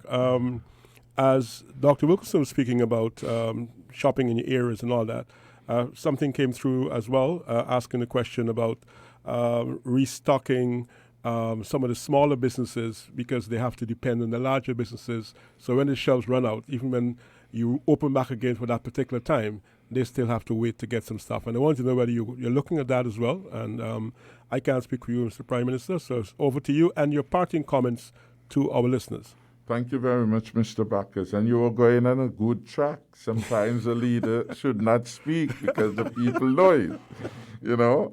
And yes, I have been looking at the challenges that are faced by the retail outlets in the country area. I have spoken to Mr. Weston at Rams, who is the largest wholesaler in the country, and we've been having conversation with Mr. Samuel at the NEOC with a view for dialogue with the chamber to ensure that we have congruence in the message that we want people to do what Dr. Wilkinson is saying for the time being, to avoid going to multiple places as if we are in the same old world and we are just transferring these things for today. The old order must be banished from your mind during this fight, this war on COVID-19. This idea that I am shopping at 3 supermarkets should be outlawed without any lobbying pass for that. You yourself should come to the appreciation and understanding, using your own common sense. The more I am going from supermarket to supermarkets, interacting with hundreds, maybe thousands of people, the greater the probability or risk that I can become infected. And the only way to minimize it is to reduce the number of persons with whom we are coming into contact. Online shopping, we want the supermarkets to get there in an anxious way, in other words, quickly, because that also helps to reduce the number of persons who are having to go to the supermarket. So I want all the wholesalers to be able to do. How we are going to give them support is a logistic matter. I've now put in the hands of Mr. Brandy and his team and also the NEOC. So we are hoping that by the time one makes another address, that matter would be sufficiently handled, because we need not only the supermarkets to be replenished and restocked, we need the retailers. And some of the retailers are saying, frankly, that some of the wholesalers who are double dipping, that is, being wholesalers and retailers, are not showing enough enthusiasm to get the supplies to them. The suppliers, on the other hand, wholesalers may say, well, we have the limited time, and so we have to devote the resources to our supermarkets. So we are going to try to work it out in a sensible way in the earliest possible time. So I'm saying, in the meanwhile, keep faith alive. My closing remarks will be 2 quick things. One, the theme I've been developing, the power lies in you. The power lies in you, my fellow citizens and residents of St. Kitts and Nevis, to make this experience a life-transforming one that will advance your chance to, as it were, rise from this, our season of grief, to a new era of happiness and gain by doing the things, simple things, you have been asked of you. Simple things on which you will make the occasional mistake, and don't kill yourself over it. It is the practice, the habit, which all of us are now attempting to inculcate. And we will have our shortfalls, but it is to pull ourselves up when we would have fallen short, recognize we did what we should not have done, and to get the renewed energy not to repeat it. And again, perhaps we may wax a little biblical. My Father, how many times must I forgive him? Is it 7 times? And the answer was no. Not 7 times, 70 times 7. And all I say that to say, even as we are urging you and encouraging you, I want you to work hard. You will not get it perfect 100% of the time as just starting out. But try as quickly as possible to get to that 100%. Wash your hands frequently. So simple to do. The power lies in you. Do that at home. You get up from your chair, wash your hands. You just finish eating, wash your hands. You're outside with your baby or with somebody, wash your hands. Do it as frequently as possible. Avoid touching your face. Hard to do. You have to get accustomed to say, I can't put my hand there. But it's the practice I want you to do. If you cough, you do so in a tissue and dispose of it immediately. If you don't have a tissue, you do it in the bent elbow. Again, a new mode of operating, but the power lies within you. These things are not too difficult. It will take time, yes, to perfect them, but I want you to try. I want you when the police comes and you're in Lodge, or Keon, or Old Road, Tabernacle Phillips, you name them, St. Paul's, you all are too close not to engage in abuse. Just try to find 6 feet and you keep it safe. When you are playing again and you're under the tree, I see that people liming the same old way. Try as much as possible to keep some distance and look after yourself. My final word will be to the people of St. Kitts and Nevis. Now is the time to rally with your country. For your country is under war. A war made more challenging by the fact that the enemy, a microorganism, can't be seen by our human eye. And yet it is attacking us. It is attacking our friends. It is attacking our family members. It is attacking our co-workers. And that is why we say we need an all of society, everybody playing their role. Power lies in you. Our flag, our coat of arms, and all our national emblems become more significant. You have to show greater allegiance, obedience to this country of St. Kitts and Nevis. For this now is truly our shelter, our spot. We are locked in here. No plane will come to take us out easily. No cruise ship will come to take us on a ride elsewhere. All we have is St. Kitts and Nevis. Let us do for it what at no other point we are commanded to do. Give it our best shot. We have to avoid the nitpicking, as it were, from time to time.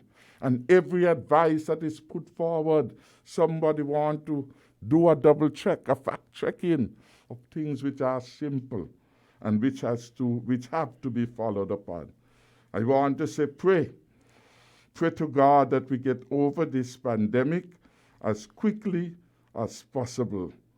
This is a time for us to recognize that we can't put the health of the country below the politics.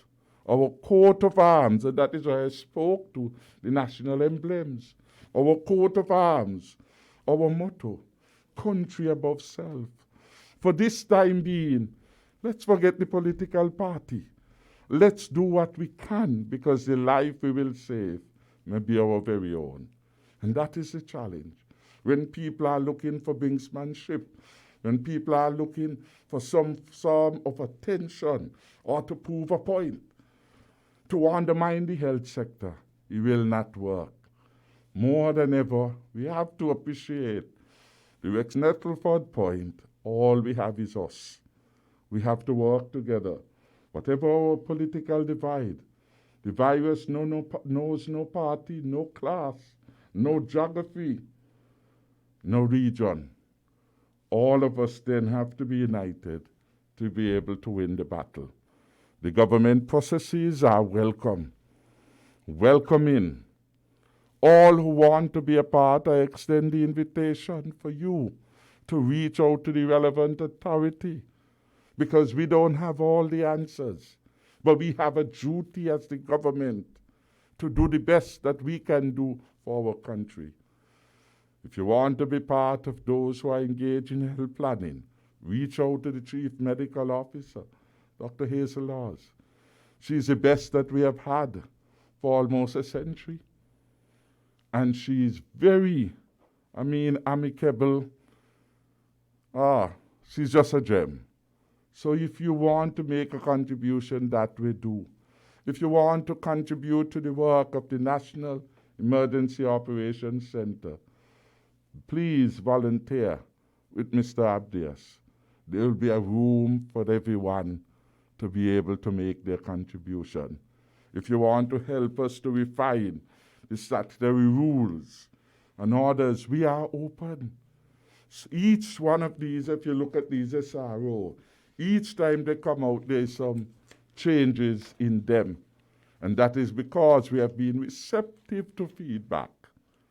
And we have been, as it were, welcoming constructive advice from people about how we can do the best for St. Kitts and Nevis. It has been a challenge for me, but I see it as a great opportunity that the people of St. Kitts and Nevis allowed me, the son of a poor woman of St. Kitts and a poor father from Cotton Ground, Nevis, to rise to become the third Prime Minister and to lead this country at this time of challenge, such a time like this. I will always see it as an honor and a privilege, and I will work even harder to fulfill the reasonable expectations of our people. St. Kitts and Nevis will emerge stronger, healthier, and safer if we work together. This too, this pandemic, will pass, and we will rise again. May God bless the people of St. Kitts and Nevis, this country that I love. Thank you, Mr. Bacchus. And thank you very much, Prime Minister Dr. Timothy Harris, for your presence in the program, your willingness to engage and to take questions from the public. And of course, we wish you well, sir, and your team as you continue your fight against the pandemic COVID-19. Again, Dr. Wilkinson, good afternoon. Prime Minister, good afternoon. Good afternoon.